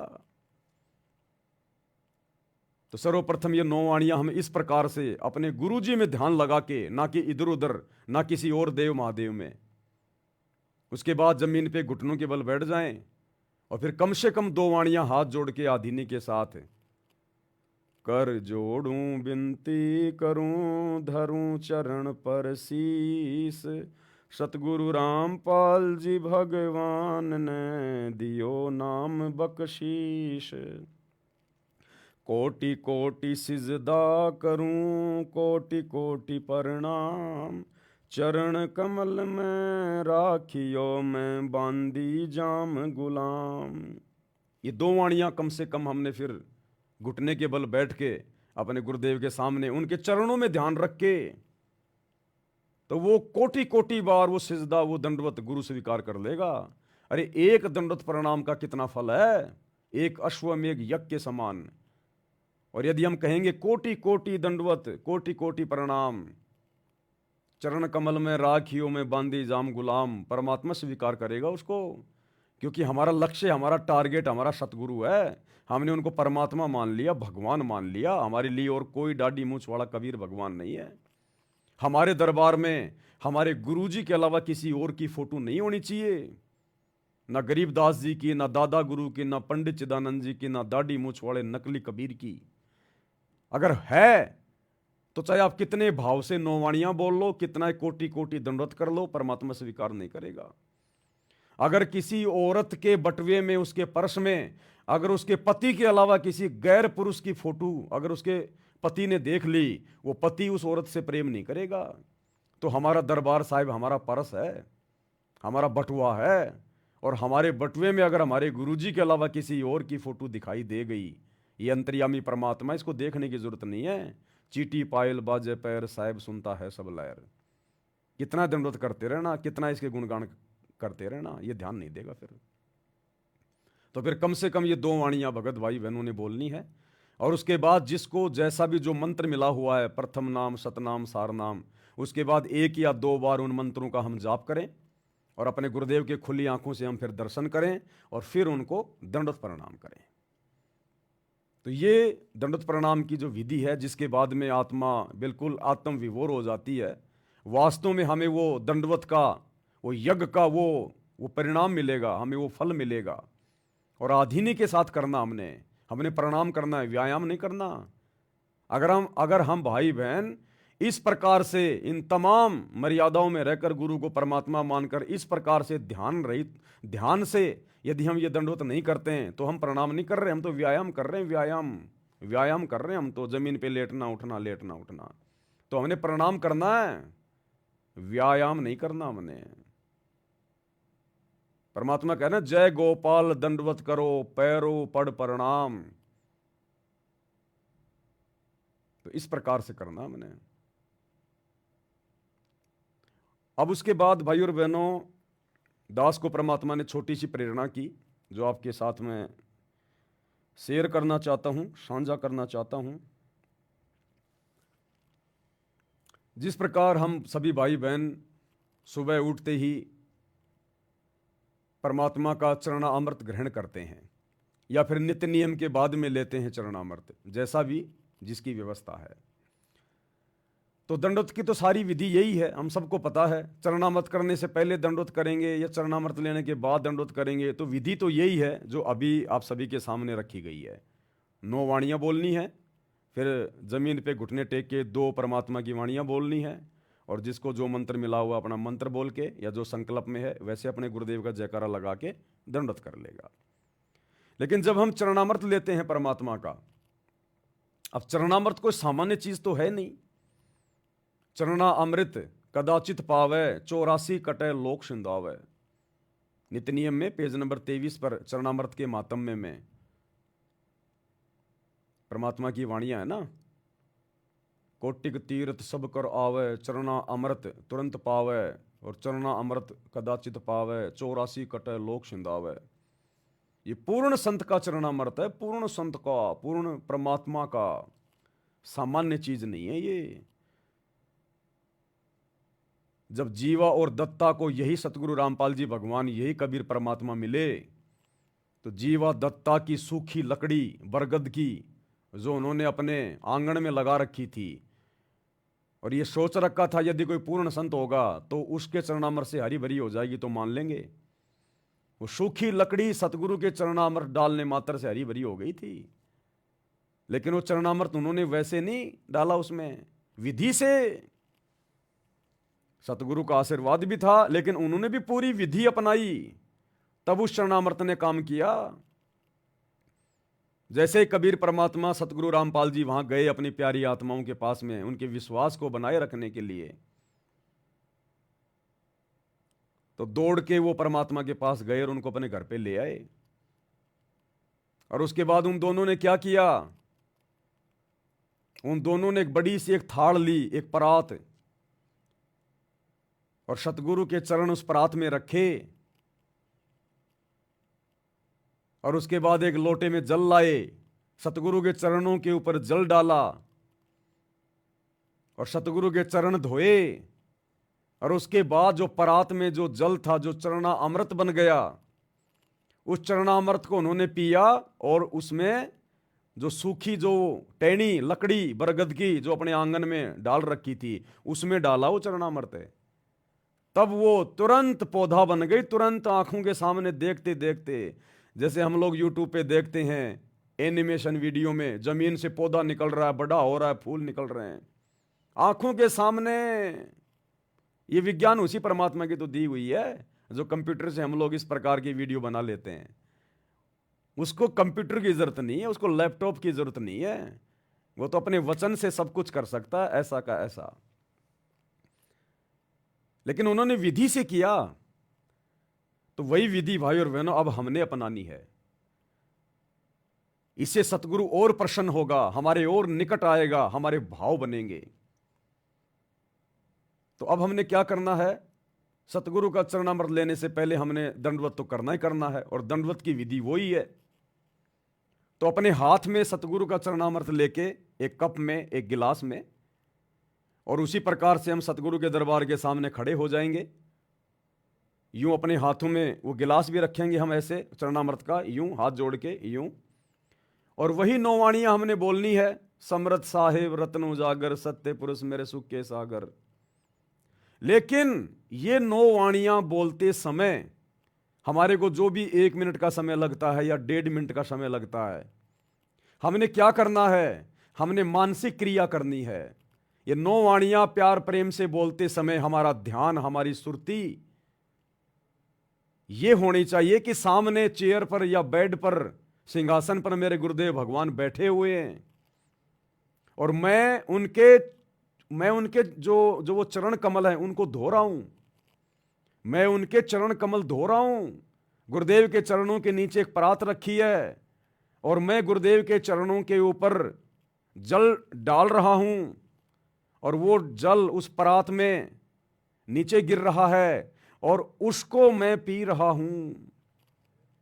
हमने इस प्रकार मानसिक क्रिया करनी है ये 9 वाणियां बोलते समय खड़े होकर पहले, और मन में ये चल रहा होना चाहिए सामने गुरुजी बैठे हैं, मेरे एक हाथ में ये जल का लोटा है, एक हाथ से मैं अपने गुरुजी के पैरों को धो रहा हूं और वो जल नीचे गिर रहा है उस परात में, और उसको फिर हम नीचे जमीन पर बैठकर घुटने टेक कर फिर वो 2 वाणियां हम बोलेंगे, कोटि कोटि सिजदा करूं कोटि कोटि प्रणाम, ये वाली 2 वाणियां बोल के, और उसके बाद फिर हमने वो जल समझकर जो मैंने 9 वाणियां बोलते समय जो मैंने चरणामृत को मैंने बनाया है, मैंने वो तैयार किया है, वो चरणामृत समझकर अपने हाथ में फिर हमने उसको इस प्रकार से पीना हमने। तो हमारा ध्यान हमारे गुरुदेव के चरणों में रहा। और भाई परमात्मा कहते हैं ये भक्ति तो मन कर्म और वचन की है, ये भक्ति मन कर्म वचन की है। चाहे हम किसी को मन ही मन में कोई गाली निकाल दें या किसी का हम कोई बुरा सोच लें, या चाहे अपनी जुबान से हम किसी के प्रति कोई बुरा बोल दें, या इस शरीर से हम किसी का कोई नुकसान कर दें, पाप तो बराबर लगता है ना। तो इसी प्रकार ये भक्ति है। हम चाहे मानसिक रूप से अपने गुरुजी के चरणामृतों को, अपने गुरुजी के चरणों को धो के उनका चरणामृत बना लें, चाहे साक्षात बना लें, वो चरणामृत बन गया। अगर आपने गुरु को भगवान मान के, परमात्मा मान के, और यदि आप मर्यादाओं में हैं और यदि आपने वो क्रिया मानसिक रूप से की है तो वो आपका चरणामृत बन गया, ओरिजिनल चरणामृत, ओरिजिनल। अरे कल को सतगुरु सतलोक चला जाएगा, फिर कैसे उनके चरण धोके पियोगे, फिर कहां से लाओगे चरणामृत? कब तक बढ़ाते रहोगे? उसका अंश क्या समाप्त नहीं होगा? तो यही विधि चलेगी। अब हमने सतगुरु को शब्द रूप में अपने घर पर बैठाना है, अपने घट में बैठाना है। ये शब्द स्वरूपी राम है। घटी हिम गंगा, घटी हिम जमुना, घटी हिम जगदीश सतगुरु तारेंगे। हम हैं शब्द, शब्द हम माए, और हमसे भिन्न और कछु नाही। मोको कहां ढूंढे रे बंदे, मैं तो तेरे पास में। अब हमने सतगुरु को शब्द रूप में लेना है, क्योंकि हमने गुरु को परमात्मा मान लिया, कबीर जी मान लिया। और कबीर का शरीर हाड़ मांस का नहीं है, कबीर का शरीर सूक्ष्म है, नूरी है। तो अब हमने इस प्रकार रोजाना चरणामृत बनाना है। रोज आपके घर में जो बोतल रखी है, बहुत अच्छी बात है, आप उसको रखिएगा, आप भर के अपने दरबार में वो रखिएगा, वो मालिक की वाणियों से चार्ज होता रहेगा वो जल। लेकिन उसी जल को सुबह डाल के गिलास में, और हमने रोज जो है, रोज हमने वो चरणामृत बनाना है, अपने गुरु जी के चरणों को धो के, मानसिक क्रिया करके। गुरु जी की फोटो के ऊपर नहीं डालना, मानसिक क्रिया करनी है हमने, मानसिक क्रिया। और रोज हमने इस प्रकार से 9 वाणियां बोलते समय रोजाना हमने चरणामृत बनाना अपना, और रोज हमने उस चरणामृत को पीना हमने। भाई दास को परमात्मा ने प्रेरणा की, इसलिए मैंने आप भाई बहनों को यह बात बताई है। अब देखो ये भक्ति मार्ग है, ये जबरदस्ती का मार्ग नहीं है, मैंने कह दिया आपने अपना लिया, ये ऐसा मार्ग नहीं है। अपने गुरुदेव भगवान को दंडवत करना, उनसे आज्ञा लेना, और आपकी आत्मा यदि आपको गवाही दे कि ये बिल्कुल सत्य है, ज्ञान आधार से है, इससे तो हमारे भाव भी बढ़ेंगे, हमारी भक्ति बढ़ेगी, हमारा समर्पण बढ़ेगा। तो आप इस क्रिया को लागू करना, और किसी पवन दास की बात मान के नहीं, किसी पवन दास का कोई आदेश मान के नहीं, ये सोचकर कि इस कुत्ते पवन दास को मेरे लिए मेरे गुरुदेव ने निमित्त बनाकर ये बात मुझ तक पहुंचाई है, ये मेरे गुरुदेव का फरमान है, इस कुत्ते का फरमान नहीं है, इस पवन दास का। ये तो खाली एक संदेश वाहक है, एक यंत्र है, मेरे तक ये बात पहुंचाने के लिए मेरे गुरुदेव ने इसको निमित्त बनाया है। और अपने गुरु जी का आदेश मान के, उनको दंडोत करके, फिर आपने इस क्रिया को शुरू करना है। तो मुझे तो बड़ा अच्छा लगा, मैंने किया, और वास्तव में आत्मा गदगद होती है, क्योंकि ये सूक्ष्म भक्ति है भाई और बहनों, सूक्ष्म भक्ति है। और आने वाले समय में ऐसा ही होगा, इसी प्रकार से चलेगा, तभी हम अपने भगवान को भगवान मानेंगे। नहीं तो गुरुदेव के सतलोक जाने के बाद फिर कौन उनको परमात्मा मानेगा? सब ये सोचेंगे गुरुजी तो गए, गुरुजी तो गए। अब जिसने ये सोच लिया गुरुजी तो गए, फिर तुम कितनी भक्ति कर लो, फिर तुम भी रह गए। तो हमने इस प्रकार से गुरु को परमात्मा मान के, शब्द में मान के, शब्द रूप में मान के, और हमने ये क्रिया करनी है। तो दो तो ये हो गई भाई और बहनों। और तीसरी बात बहुत ज्यादा इंपॉर्टेंट है और इसी से जुड़ी हुई है, और अब हमने गफलतबाजी नहीं करनी है परमात्मा की भक्ति में बिल्कुल भी। ये सबसे पहला काम होना चाहिए। परमात्मा की तीनों समय की आरती भले लेट सेट हो जाए, वो एक बात अलग है किसी काम की वजह से, लेकिन करनी हमने श्रद्धा से है, पूरे समर्पण भाव से करनी हमने। दास के पास में एक किसी मुस्लिम भाई का कोई वीडियो आया यूट्यूब पे, कोई मौलाना थे, दुनिया भर के मुफ्ती हैं, मौलाना हैं, साधु संत अपने प्रवचन देते रहते हैं आजकल। तो उसका एक छोटा सा एक शॉर्ट वीडियो आया मेरे पास में, और वो बात तुरंत मेरे हृदय में समा गई। तुरंत मेरे हृदय में समा गई वो बात कि बिल्कुल 16 आने सही बात है। क्योंकि देखो, परमात्मा किसी को भी निमित्त बना सकता अपना संदेशा देने के लिए। ये जरूरी नहीं है कि वो मौलाना वो बकरे खा रहा है, मुर्गे खा रहा है, मुसलमान धर्म की वेशभूषा बना के अल्लाह अल्लाह कर रहा है और अल्लाह को निराकार मान रहा है। वो कुछ भी कर रहा है, उसकी अपनी अज्ञानता, उसकी अपनी सोच है। लेकिन संदेशा परमात्मा किसी के माध्यम से भी दिलवा सकता है। गधे से भी ज्ञान मिल जाए तो ले लेना चाहिए, जिस ज्ञान के ग्रहण करने से यदि हमें फायदा मिल रहा है तो उस मौलाना की वो बात परमात्मा के आशीर्वाद से, गुरुदेव भगवान के आशीर्वाद से, मालिक ने पहुंचानी थी, उसके माध्यम से वो पहुंच गई।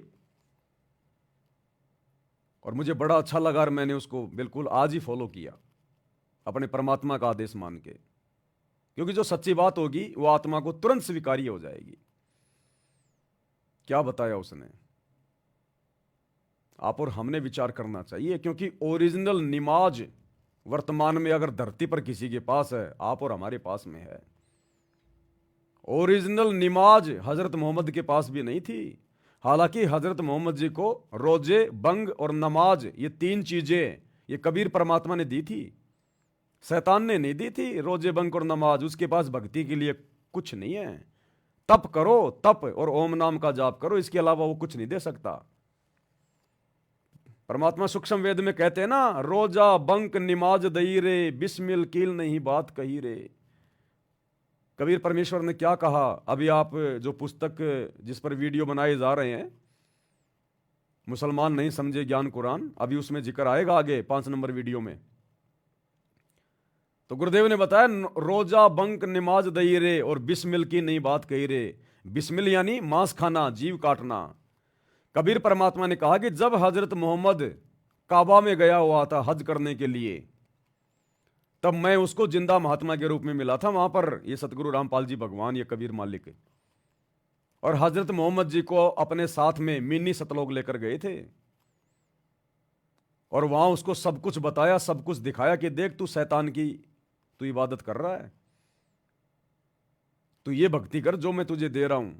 और उसको नाम दिया, उसको मंत्र दिया, अल्लाहु कबीर, अल्लाहु कबीर। क्योंकि ओरिजिनल तो आज देने थे मालिक ने। आज से पहले तो आत्माओं को बस ऐसे ही दे दा के, और उनको थोड़ी बहुत धार्मिकता उनके अंदर मालिक ने बना के रखनी थी। जैसे मंसूर को परमात्मा ने अनल हक दे दिया कि बेटा तू ये मंत्र जाप कर। हजरत मोहम्मद को इसी कबीर भगवान ने अल्लाहु कबीर दे दिया। तो मिनी सतलोक ले गए हजरत मोहम्मद जी को, और परमात्मा ने कहा कि देख तेरे को ऐसे रोजे करने हैं और सभी को बता देना, रोजा बंक नमाज दई रे। ये 5 टाइम की नमाज ये शैतान ने नहीं दी, ये कबीर परमात्मा सतगुरु रामपाल जी भगवान ने दी थी, धार्मिकता बनाए रखने के लिए। क्योंकि उस समय मोक्ष का समय नहीं था। अगर ये परमात्मा थोड़ी बहुत भक्ति अगर किसी को ना दे तो सब के सब नास्तिक हो जाते, वर्तमान तक आत्माएं सब नास्तिक हो जाती। तो परमात्मा ने किसी न किसी के माध्यम से, किसी न किसी तरीके से आत्माओं को किसी न किसी धर्म से जोड़ के रखना था। तो कहते हैं रोजा बंक नमाज दई रे, बिस्मिल की नई बात कही रे। तो ओरिजिनल जो नमाज है हजरत मोहम्मद को तो परमात्मा ने नकली नमाज दी थी।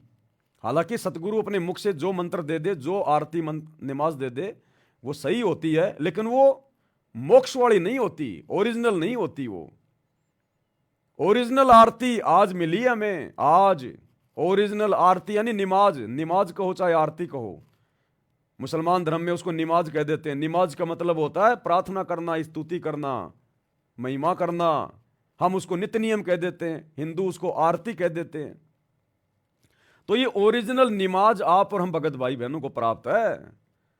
वो मौलाना क्या बोला, वो बात मेरे दिल में खटक गई, दिल में। देखो कहीं ना कहीं हम गफलत कर रहे होते हैं, लेकिन परमात्मा अच्छी आत्माओं तक बीच बीच में संदेश पहुंचाता है। तो क्या उसका वीडियो आया और क्या कहा उसने, मेरे तो पहली बार में चोट लगी, पहली बार में चोट। और आज मैंने सुबह का नित्य नियम बिल्कुल उसी भाव से किया और बड़ा आनंद आया, क्योंकि ये शैतान, ये काल, ये मन रूप में हमारे से ये धीरे धीरे गलतियां करवाता है। हमारी जो स्पीड है उसको ये बढ़वा देता है कि फटाफट कर ले नित्य नियम, फटाफट कर ले। और गुरुदेव भी कहते हैं बेटा इसको रेल मत बनाओ, करना है तो हिसाब से करो, चाहे थोड़ा करो, उसका फायदा मिलेगा। रेल बनाकर करोगे, जल्दबाजी में करोगे तो नहीं फायदा मिलेगा। तो कहीं ना कहीं हल्की फुल्की सी रेल हो रही थी दास की भी, तो परमात्मा ने देखा अगर इसकी रेल बनेगी तो बाकी भक्तों की तो अपने आप बन जाएगी फिर। तो इसको थोड़ा सा रोका जाए, लाल झंडी दिखाई जाए। और मैं रेल थोड़ा इसलिए बना देता हूं भाई और बहनों, क्योंकि समय नहीं मिल पाता, वीडियो बनाने होते हैं। लेकिन फिर परमात्मा ने इस मौलाना के माध्यम से संदेशा दिलाया कि बेटा सेवा लेट हो जाएगी, कोई बड़ी बात नहीं है। सबसे बड़ी सेवा अपने आत्म कल्याण की है, सबसे बड़ी सेवा अपनी भक्ति है, तीनों समय की आरती है, अपने मंत्र हैं, ये काम सबसे पहले है। इस रेल को ज्यादा फास्ट मत भगा। तो दास तक परमात्मा ने संदेशा पहुंचाया, मैंने अपनी गलती की क्षमा याचना की, और आप भाई बहनों तक भी मैं संदेशा पहुंचा रहा हूं। तो ये मौलाना साहब क्या कह रहे हैं, ये कह रहा है कि जिस प्रकार वो अल्लाह, अब अल्लाह कौन है हमें पता चल गया, अल्लाह कबीर सतगुरु रामपाल जी। तो ये मौलाना जी कह रहे हैं कि जिस प्रकार वो अल्लाह कुरान को जितना ध्यान से कान लगा के सुनता है और किसी चीज को नहीं सुनता, कुरान कहो चाहे निमाज कहो, कि जिस प्रकार वो अल्लाह, वो परमात्मा, वो सतगुरु निमाज को यानी नित्य नियम को जितना ध्यान से कान लगा के सुनता है और किसी और चीज को नहीं सुनता। हम जो नित्य नियम कर रहे हैं, तीनों समय की हम जो आरती कर रहे हैं, इस आरती को हमारा गुरुदेव भगवान, ये कबीर परमात्मा बड़े ध्यान से सुनता है, उसको आनंद आता है, उसको रस आता है,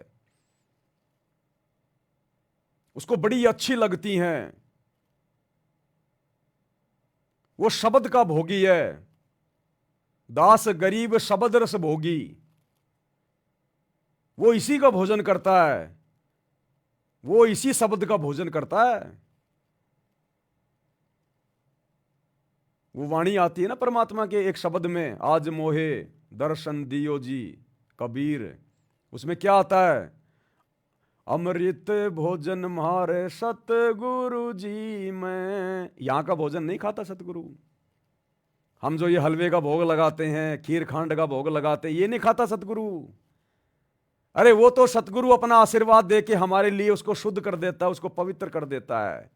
वो तो शब्द स्वरूपी है। वो ये गंदे लोग का ये गंदा खाना नहीं खाता, जिसमें गाय भैंस का गोबर डाला जाता है। इंसान जिन खेतों में लैट्रिन करते हैं, पेशाब करते हैं, वो फिर खाद बन के उस जवार में, जौ में, बाजरे में जाता है। सतगुरु नहीं खाता इसको, इस गंदे भोजन को। कहते हैं अमृत भोजन मारे सतगुरु जी मैं, और शब्द दूध की खीर, आज मोहे दर्शन दियो जी कबीर। वो तो शब्द रूपी भोजन खाता है, शब्द दूध की खीर। और वो शब्द दूध क्या है, वो खीर क्या है, वो अमृत भोजन क्या है। हम भगत जो भक्ति करते हैं, जो तीनों समय की आरती करते हैं, परमात्मा उसका रस लेता है। दास गरीब शब्द रस भोगी, हमें दिखाई नहीं देता, लेकिन सतगुरु अपने प्रत्येक भगत के पास में जाके बैठ जाता है।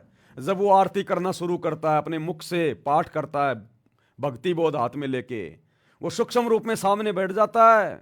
नहीं तो ये बाकी 800 करोड़ की जनसंख्या देख लो, एक शब्द भी निकाल के दिखा दो कोई, गुरु जी की आरती उनसे करवा के दिखा दो, आप देखे काल नहीं करने देगा, शैतान बैठा है। तो ये सतगुरु लेके डंडा उस घर में आके बैठ जाता है जब वो भगत तीनों समय की आरती करता है, सुमरण करता है उस समय, और सुनता है। और जो जितना प्यार से करेगा, जितने प्रेम से करेगा, जितना अपने गुरु जी में ध्यान रख के करेगा, वो अपने गुरु जी को उतना ही अच्छा और मीठा भोजन करवा रहा है। वो शब्द रूपी खीर अपने गुरुदेव के मुख में जा रही है, गुरुदेव उसको सुन रहा है, आनंदित हो रहा है। अरे जिस प्रकार ये जो बॉलीवुड में जो गाने गाती हैं लड़कियां, इनको कैसे किया जाता है, इनको सेलेक्ट? अखबार में विज्ञापन दिया जाता है कि जिसको गाना गाना आता है, जिसकी आवाज अच्छी है, वो आ जाओ जी, आपकी ट्रेनिंग होगी, आप लोगों के लिए वो होगा। सब लोग ले लेके अपना बायोडाटा पहुंच जाते हैं, और बॉलीवुड के 4-5 लोग जो गायकार होते हैं, जो बड़े बड़े, वो वहां पहुंच जाते हैं। वो सामने बैठ जाएंगे वहां पर, वो जज बन के, और सामने आएंगे लड़के और लड़कियां, अपना अपना वो गाना गाएंगी, बेस्ट गाने का प्रयास करेंगी। लेकिन सामने वालों को, उन बैठे हुए लोगों को, उन जजों को जिनकी आवाज पसंद आएगी, जिनका गाने का तरीका पसंद आएगा, उसी को सेलेक्ट कर लेंगे, और वही आगे चल के फिर फिल्मों में गाना गाता है, पैसे कमाता है। तो जो भगत इस प्रकार से नित्य नियम करेगा, आरती करेगा, सुमरण करेगा, बड़े ध्यान से गुरु में ध्यान लगा के, गुरु को साक्षात सामने बैठा हुआ मानकर, कोई जल्दबाजी नहीं, दुनिया भर की दिमाग में कोई बातें नहीं, तब जाकर सतगुरु उन चीजों को स्वीकार करेगा। हम लोग संध्या आरती पढ़ते हैं, संध्या आरती की शुरुआत में क्या आता है? पहली आरती हरि दरबारे, तेज पुंज जहां प्राण उधारे, पाती पंच पोहप कर पूजा, देव निरंजन और न दूजा, खंड खंड में आरती गाजे, सकल मई हर ज्योत विराजे, शांति सरोवर मंजन कीजे, जत की धोती तन पे लीजे, ज्ञान अंगोछा मैल न राखै, शब्द जनेऊ धर्म जनेऊ शतमुख भाषा। और कहते हैं सो संध्या हमरे मन मानी, कहे कबीर सुनो रे ज्ञानी। गुरुदेव कहते हैं सो संध्या हमरे मन मानी, इस प्रकार से की गई संध्या आरती मैं स्वीकार करता हूं, हमरे मन मानी, कहे कबीर सुनो रे ज्ञानी। जो इस प्रकार से संध्या आरती जो करेगा ध्यान से, हर प्रकार मर्यादा में रह के, गुरुदेव कहते हैं सो संध्या हमरे मन मानी, कहे कबीर सुनो रे ज्ञानी। कि भक्तों सुन लो कान खोल के, अगर तुम इस प्रकार से आरतियां, अगर तुम नित्य नियम ये करोगे, नमाज अगर तुम ये करोगे, तो तुम्हारा गुरु, तुम्हारा परमात्मा स्वीकार करेगा, नहीं तो नहीं करेगा। अब खाते पीते उठते बैठते बसों में आते जाते आरतियां कर रहे हो तो परमात्मा स्वीकार नहीं करेगा। दया भाव, दया भाव प्रेम, कुछ ऐसी वाणी आती है उसमें, दया भाव तिलक मस्तक दीजिए और प्रेम भक्ति का आचमन लीजिए, सो संध्या हमरे मन मानी, कहे कबीर सुनो रे ज्ञानी। तो ये सारी बातें गुरुदेव ने हमें बता रखी हैं, समझा रखी हैं, लेकिन हम मन के प्रभाव में रहते हैं, जड़ बुद्धि जीव हैं, हम इतना ध्यान नहीं दे पाते, गौर नहीं कर पाते, कहीं ना कहीं हम गफलत करना शुरू कर देते हैं। तो परमात्मा फिर बीच बीच में अपनी प्यारी आत्माओं को जगाने का भी प्रयास करता है कि बच्चों गफलत मत करो। अरे मैं रोजाना उस आरती का, उस नित्य नियम का, रमेणी का, संध्या आरती का आनंद लेने आ रहा हूं तेरे घर पे, और तू कहीं बीच बीच में भाग रहा है, बिल्कुल रेलगाड़ी की तरह दौड़ रहा है। ध्यान तेरा अपने कहीं जो मतलब ससुराल में घूम रहा है, कहीं अपनी फैक्ट्री में घूम रहा है, दुनियादारी में घूम रहा है ध्यान तेरा। तो तू किसको ध्यान करके आरती कर रहा है? अपने गुरुजी का ध्यान करके कर रहा है, या तू किसी अपने रिश्तेदार का ध्यान करके आरती कर रहा है? जिसको ध्यान करके आरती करेगा, आरती उसी को तो समर्पित होगी। तो क्या कहा इस मौलाना ने कि अल्लाह यदि संसार में किसी चीज को ध्यान लगा के, कान लगा के सुनता है बड़े गौर से, तो वो है नमाज, कुरान। मतलब वो अपनी भाषा में कह रहा है, लेकिन आज असली कुरान तो आप और हमें मिली है, ज्ञान गंगा, गुरुजी के सत्संग, गुरुजी के द्वारा लिखी गई पुस्तकें, गुरुजी के तीनों समय की आरती, ये हैं वास्तविक वो कुरान जिनमें भक्ति का मूल पाठ है, पूरा समाधान है। तो कहते हैं अल्लाह यदि किसी चीज को विशेष तौर पर कान लगा के सुनता है तो वह है नमाज, ये तीनों समय की आरती। अन्यथा बताओ, हम आरती कर रहे हैं, सुन कौन रहा भाई? विचार करो भक्तों, हम आरती कर रहे हैं खड़े होके, अकेले या जो भी हैं, सुन कौन रहा है? हम तो कर रहे हैं, हम तो मुंह से आरती कर रहे हैं, हम तो आरती को करने वाले हैं। सुनने वाला कौन है? हम दुनिया को सुनाने के लिए आरती करते हैं क्या? नहीं। खुद के सुनने के लिए आरती करते हैं क्या? नहीं। तो सुन कौन रहा है? अगर हम आरती कर रहे हैं तो कोई सुन भी तो रहा होगा। हमारा सतगुरु सामने बैठ के सुनता है, और सतगुरु को हमने किस कदर आरती सुनानी चाहिए, उसकी महिमा करनी चाहिए, यह फिर हमारे सोचने विचारने की बात है। क्या कहा इस मौलाना ने, ध्यान से सुनिए भाई और बहनों। हुजूर फरमाते हैं कि जिस तरह कान लगाकर अल्लाह कुरान को सुनता है, किसी चीज को नहीं सुनता।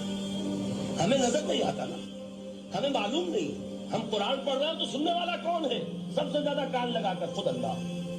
हुजूर फरमाते हैं कि जिस तरह कान लगाकर अल्लाह कुरान को सुनता है, किसी चीज को नहीं सुनता। हमें नजर नहीं आता ना, हमें मालूम नहीं, हम कुरान पढ़ रहे हैं तो सुनने वाला कौन है? सबसे ज्यादा कान लगाकर खुद अल्लाह। यहां इसलिए मुझे याद आया कि अबू मूसा अशअरी को क्या पता था कि कौन सुन रहा है। वो अपनी कैफियत में नमाज में तहज्जुद में कुरान की तिलावत कर रहे थे, और जाहिर बात है उनके घर एकड़ों में बने हुए नहीं थे, एक एक कमरा, एक एक कोई हुजरा, ऐसे तो घर थे ना साहबा के।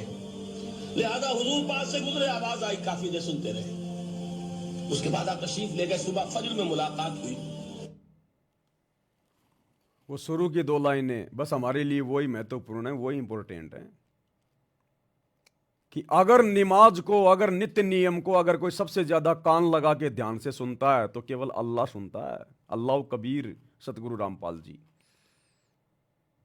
अन्यथा फिर सुन कौन रहा है? हम तो करने वाले हैं। भगत तो आरती करता है। क्या कोई भगत किसी को ये बोलता है चलो भगत जी आरती सुनते हैं? बोलता है कोई? अगर बोलता है तो सबसे बड़ा मूर्ख है।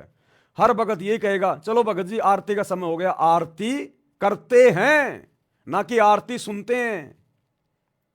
जब भगत आरती कर रहा है तो फिर कोई सुन भी तो रहा होगा। हम दुनिया को सुनाने के लिए नहीं कर रहे। तो सुनने वाला कौन? हमारा सतगुरु। तो सतगुरु यदि सामने बैठ के आरती सुन रहा है और वो समर्थ है, अनंत कोटि कलाओं का स्वामी है, हर भगत के पास हर एक रूप बना के पहुंच जाता है, और सतसेवकों के तो घरों में बैठा रहता है 24 घंटे अपने परमानेंट एक रूप में। तो आरती हमने फिर कितने भाव से करनी चाहिए, कितनी श्रद्धा से करनी चाहिए। बिल्कुल मीठा बोल बोल के कोयल की तरह, जल्दबाजी नहीं। पहले वो काम कर लो जो जल्दबाजी का है, उस काम को निपटा के फिर करो ना आरती आराम से। तो कहते हैं अगर अल्लाह अगर किसी चीज को सबसे ज्यादा कान लगा के सुनता है तो केवल ये नमाज, ये आरती। अन्यथा बता दो हम आरती कर रहे हैं, फिर सुन कौन रहा है? इसलिए तो परमात्मा कहते हैं अमृत भोजन हमारे सतगुरु जी में, और शब्द दूध की खीर। ये भेड़ बकरी गाय भैंस इनके दूध की खीर नहीं खाता वो अल्लाह। कबीर भगवान सतगुरु रामपाल जी अपने भक्तों की शब्द रूपी खीर खाता है। जब हम भगत भाई बहन अपने गुरु जी को भोग लगाते हैं तो परमात्मा उस भोजन पे तो खाली आशीर्वाद देता है कि ये शुद्ध हो गया बेटा, प्रसाद बन गया, खा, तेरे अच्छे कर्म बनेंगे। परमात्मा तो वो शब्द रूपी खीर खा रहा है जो हम गुरु जी को भोग लगाते समय उनकी महिमा कर रहे हैं। आज लग गया साहिब को भोग दीन के टुकड़े पानी का, वो शब्द खा रहा है गुरु जी। तुमने कितना अच्छा भोजन बनाया, कितनी बढ़िया सब्जी बनाई, गुरु उसको नहीं देखता। गुरु ये देखेगा तू कितनी सच्ची श्रद्धा से, तू कितने सच्चे भाव से ये भोग की आरती कर रहा है। गुरु तो अपने भक्तों के शब्दों को ग्रहण करता है। वो शब्द रूपी खीर खा रहा है गुरु जी। हम विनती करते जी गुरु जी थारे आगे, साहिब थारे आगे। वो खीर खाना चाहता है गुरु। साधु भूखा भाव का, धन का भूखा नहीं। साधु खीर का भूखा नहीं है, भंडारे का भूखा नहीं है। अरे जो तीनों लोकों में सबको खिला रहा है उसको हम क्या खिला सकते हैं? वो हमारे भाव खाएगा। साधु भूखा भाव का। तो हमारा एकमात्र टारगेट अब केवल यही हो जाना चाहिए भाई और बहनों, तन मन धन से। और उसके बाद फिर परमात्मा कमी किस चीज की छोड़ेगा, हमें भरोसे किस चीज के रहने देगा। आज जो काम हम 12 घंटे करके परिवार का पेट पाल रहे हैं, परमात्मा 6 घंटे में करवा देगा। 6 घंटे में अगर हमने भक्ति को ज्यादा समय दिया तो, भक्ति को ज्यादा महत्व दिया तो, ये वो समर्थ अल्लाह धरती पे प्रकट है। अरे ये मुसलमान, मौलाना, मुफ्ती, आम समाज, चारों धर्मों के लोग इनको तो पता भी नहीं अल्लाह कौन है, भगवान कौन है, कैसा है, कहां रहता है, कैसा दिखाई देता है। और जब ये लोग भी इस प्रकार से डर के अपनी भक्ति कर रहे हैं, तो आप और हमारे तो घर में अल्लाह बैठा हुआ है, हमारे तो घट में अल्लाह बैठा हुआ है, हमें तो पता है अल्लाह कौन है, हम तो डायरेक्ट उसकी शरण में हैं, हमारा तो उससे कनेक्शन जुड़ा हुआ है। फिर हम क्यों नहीं डर रहे? हम उस भाव से उसको प्रसन्न क्यों नहीं करना चाहते? इसलिए हमने अब विचार करना पड़ेगा, इन बातों पे गौर करना पड़ेगा। और इस श्रद्धा से अब हमने अपनी भक्ति को प्रथम महत्व देना पड़ेगा, प्रथम महत्व। तब जाकर ये अल्लाह, ये सतगुरु प्रसन्न होगा। एक बार फिर से सुन लो। हुजूर फरमाते हैं कि जिस तरह कान लगाकर अल्लाह कुरान को सुनता है, किसी चीज को नहीं सुनता। हमें नजर नहीं आता ना, हमें मालूम नहीं, हम कुरान पढ़ रहे हैं तो सुनने वाला कौन है? सबसे ज्यादा कान लगाकर खुद अल्लाह।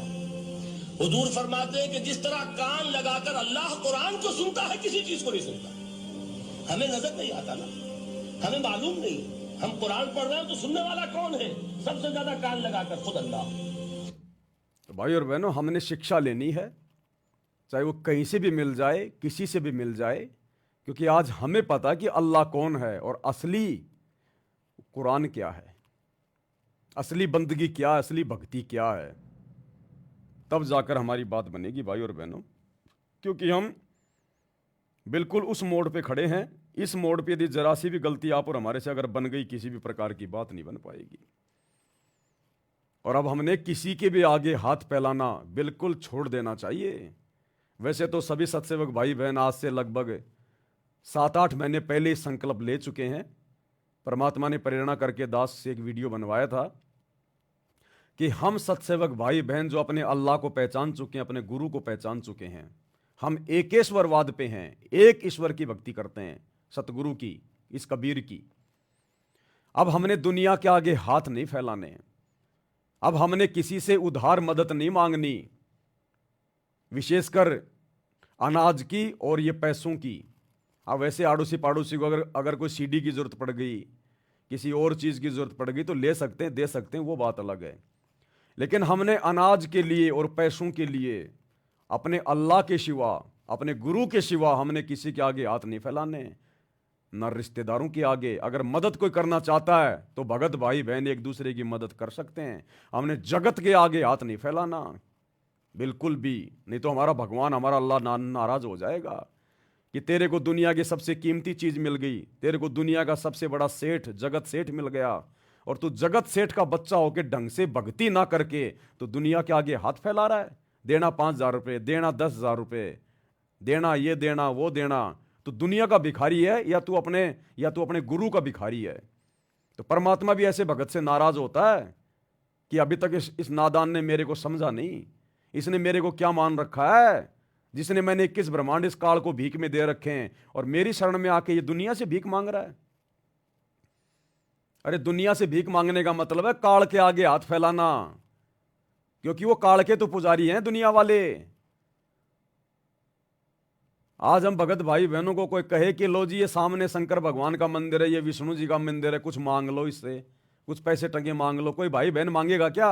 अरे नहीं नहीं नहीं, हम नहीं मांगते इन देवी देवताओं से। तो देवी देवताओं के पुजारियों से क्यों मांग रहे हो फिर?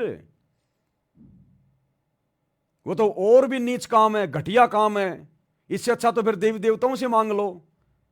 तो देवी देवताओं से मांग लो, चाहे देवी देवताओं की पूजा करने वाले उनके पुजारियों से मांग लो, जगत वालों से मांग लो, रिश्तेदारों से मांग लो, बात एक ही है। तुमने उन्हीं के आगे हाथ फैला दिए, ब्रह्मा विष्णु महेश के आगे, देवी देवताओं के आगे। तो सतगुरु इससे नाराज होता है। भिखारी बनो तो अपने गुरु जी के। अरे अगर तू भक्ति कर रहा है, मर्यादा में है, तेरा गुरु तेरे को भूखा मरना देगा? किसी चीज के भरोसे रहने देगा क्या? नेवर, कभी नहीं। जिसने हमारे को जुबान से करने के लिए भोजन दे दिए, क्या उस जुबान को यह परमात्मा भोजन के भरोसे रहने देगा क्या? क्या भगत को भूखा मरने देगा क्या? बार बार गुरुदेव सत्संग में कहते हैं, बच्चों तुम्हारी आवश्यकता से पहले वो जायज वस्तु तुम्हारे घर में लाके तुम्हारा गुरु रख देगा। अगर तुम नेक नीति से भक्ति अगर कर रहे हो, तो मर्यादा में रह के भक्ति कर रहे हो, तो कमी आप और हमारी है जो हम दुनिया के आगे हाथ फैलाते रहते हैं, काल के आगे। एक छोटा सा ऐसा ही वीडियो मेरे को मिला, उसने मुझे बड़ा प्रभावित किया। देखो, जब भगत की श्रद्धा सच्ची हो जाती है ना, जब उसके मन से विषय विकार परमात्मा दूर कर देता है, तो फिर यूट्यूब पर फिर फालतू के वीडियो नहीं आते उसके सामने वीडियो भी फिर अच्छे ही आएंगे, क्योंकि जैसी सोच होगी फिर वैसा ही उसके सामने मटेरियल आएगा। तो ऐसे कोई व्यक्ति ऐसे किसी मुसलमान भाई से कोई मजाक कर रहा है, कोई बूढ़ा व्यक्ति है, वो कह रहा है कुछ मांग ले, कुछ नरेंद्र मोदी से कुछ मांग ले, अमित शाह से कुछ मांग ले। अरे ना ना ना, कुछ नहीं है। अरे नरेंद्र मोदी कौन? कौन नरेंद्र मोदी? अरे कुछ मांग ले उससे, कुछ मांगोगे, कुछ कहना चाहोगे? ना ना, कुछ नहीं कहना चाहता, जो भी कहेंगे अपने अल्लाह से कहेंगे। अमित शाह से कौन? कौन अमित शाह? वो बोला भारत का प्रधानमंत्री अमित शाह। कुछ मांग लो। है क्या मांग लो? बोला मांगना है तो मांगो खुदा से। उसने कहा कि मांगना है तो मांगो खुदा से। क्या मांगूंगा मैं तेरे प्रधानमंत्री से, तेरे अमित शाह से, तेरे नरेंद्र मोदी से? वो 70 साल का बूढ़ा मुसलमान है। भाई और बहनों, इन मुसलमानों के पास में केवल भक्ति सही नहीं है, इनको बेचारों को शैतान ने भ्रमित कर रखा है। इनको भक्ति सही नहीं है, बाकी ये एक नंबर के इंसान है, एक नंबर के। ये मांस खाना, ये करना, ये तो चलो इनको शैतान ने इनको भ्रमित किया हुआ है। अगर कोई मुसलमान अगर सतगुरु रामपाल जी की शरण में आ जाता है, उसके बाद वो जो भक्ति करेगा ना, आप और हमारे जैसे टटपुंजी नहीं कर सकते, क्योंकि वो तो पहले से ही एक अल्लाह को मानता है। अल्लाह के आगे मुसलमान किसी के और के आगे हाथ नहीं फैलाता। हालांकि वर्तमान में बेचारों को सच्ची इबादत का ज्ञान नहीं है, अल्लाह का ज्ञान नहीं है, लेकिन जिस पंथ से वो जुड़े हुए हैं और हजरत मोहम्मद ने उनको जो शिक्षा दी है, उस आधार से वो केवल ये सोचते हैं कि हम एक अल्लाह की भक्ति करेंगे और किसी की नहीं करेंगे। भले वो शैतान की कर रहे हैं वर्तमान में अल्लाह मान के, लेकिन हमने तो शिक्षा लेनी है, चाहे कोई जी भी हो। जब ये जगत का आदमी, शैतान की पूजा करने वाला आदमी, जिसको अल्लाह का कोई अता पता भी नहीं पता, और इसको जब ऑफर दिया जा रहा है, ये दुनिया तो 5-5 किलो आटा मांगती फिरती है, राशन का आटा खा रही है, गेहूं खा रही है। हम सत्सेवक भाई बहन तो नहीं खाते, परमात्मा ने संदेशा भिजवा दिया था, फिर भी कोई खा रहा था, भाई उसके कर्म। बाकी हम सरकारी कोई भी आटा, दाल, चीनी वगैरह कुछ भी नहीं लेते हम, ये राशन का बिल्कुल नहीं लेंगे। हम अपने सतगुरु का दिया हुआ खाएंगे, सरकार का दिया हुआ आराम का नहीं खाएंगे, हम ये फ्री का नहीं खाएंगे हम ये। तो ये मुसलमान भाई 70 साल का, जिसको भक्ति का ना पता ना भगवान का, फिर भी देखो कितना भक्ति पर दृढ़ है। इसको बार बार कहा जा रहा है कुछ मांग ले मोदी से, कुछ मांग ले। यहां लोग सरपंच के पैर पड़ जाते हैं। और क्या कह रहा है? शिक्षा लेनी चाहिए कि मांगना है तो मांगो खुदा से। क्या दे देगा तेरा नरेंद्र, क्या दे देगा तेरा अमित शाह? क्या कह रहा है? मोदी जी से आप क्या कहना चाहते हैं? मोदी सब कुछ नहीं कहा, जब कहते तो अपने अल्लाह से कहा। मोदी नया कुछ कहना चाहते हो? कुछ नहीं, एक बात नहीं कहा। अमित शाह जी से? हम किसे? अमित शाह जी से? अमित शाह क्या है? अमित शाह मतलब प्रधानमंत्री? प्रधानमंत्री हो अमित शाह, प्रधानमंत्री के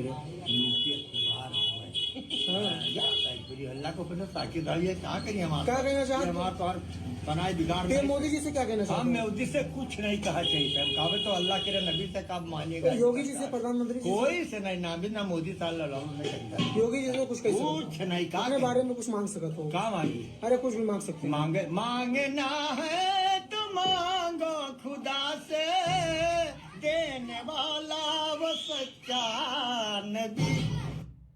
अब देखो, खुदा पर हमारे सामने बैठा, हमारे घर में बैठा, हमारा गुरु खुदा है। चिल्ला चिल्ला के कह रहे हैं अपन। प्रमाणित कर दिया दुनिया के सभी धर्म ग्रंथों ने। और जो सुख इन्होंने दे दिए, जो ठाट बाट इन्होंने कर दिए भक्तों के, मौत के मुंह से निकाल दिया, डॉक्टर ने जवाब दे रखा था। और जो आत्मिक खुशी आनंद इस अल्लाह की भक्ति में, दुनिया के किसी अल्लाह की भक्ति में नहीं। आज आप और हमारे घर में अल्लाह बैठा, हम अल्लाह की शरण में, और फिर भी हम 2 कोड़ी के दुनिया के इंसानों के आगे हाथ फैलाते फिर रहे हैं, उधार मांगते फिर रहे हैं। आज भी जगत सेठ के बच्चे होकर तो डूब के मरने की बात है भगत के लिए। शिक्षा लेनी चाहिए इस मुसलमान भाई से। कह रहा मांगूंगा तो अपने अल्लाह से, अपने नबी से, जो अल्लाह के द्वारा भेजा गया होता है, और किसी के से नहीं मांगूंगा। भाई और बहनों, ये विचार करने की। हालांकि ये बेचारा रोड पे सारा दिन ये भीख मांगता है, वो बात अलग है, क्योंकि ज्ञान नहीं है ना। ये भिखारी आदमी है, रोड पे खड़ा होके सारा दिन भीख मांगता है, लेकिन जब बात आई मांगने की प्रधानमंत्री से, इनसे, तो वहां पर इसने कह दिया कि अपने अल्लाह से मांगूंगा, अपने नबी से मांगूंगा। क्या दे देगा तेरा ये नरेंद्र फरेंद्र वगैरह। तो शिक्षा हम भक्तों ने लेनी चाहिए। हम भक्तों ने कुछ वीडियो परमात्मा बनवाता है अपने भक्तों को दृढ़ता देने के लिए। एक बार फिर से सुन लो। मोदी जी से आप क्या कहना चाहते हैं? मोदी से हम कुछ नहीं कहा जी, जब कहते तो अपने अल्लाह के कहा। मोदी नया कुछ कहना चाहते हो? कुछ नहीं, एक बात नहीं कहा। अमित शाह जी से? हम किसे? अमित शाह जी से? अमित शाह क्या है? अमित शाह मतलब प्रधानमंत्री। प्रधानमंत्री हुए अमित शाह, प्रधानमंत्री के नीचे अखबार हुए। अल्लाह को पता साकेदारी है, क्या करिए हम? क्या कहना चाहते हैं? हमारे पास बनाए बिगाड़ फिर मोदी जी से क्या कहना चाहते हम हैं? मोदी से कुछ नहीं कहा चाहिए। हम कहा तो अल्लाह के नबी से कब मानिएगा? तो योगी जी से, प्रधानमंत्री जी से? कोई से नहीं, ना भी ना मोदी साल नहीं करता। योगी जी से कुछ कह कुछ नहीं कहा। अपने बारे में कुछ मांग सकते हो? क्या मांगी? अरे कुछ भी मांग सकते हैं। मांगे मांगना है तो मांगो खुदा से, देने वाला वो सच्चा नबी।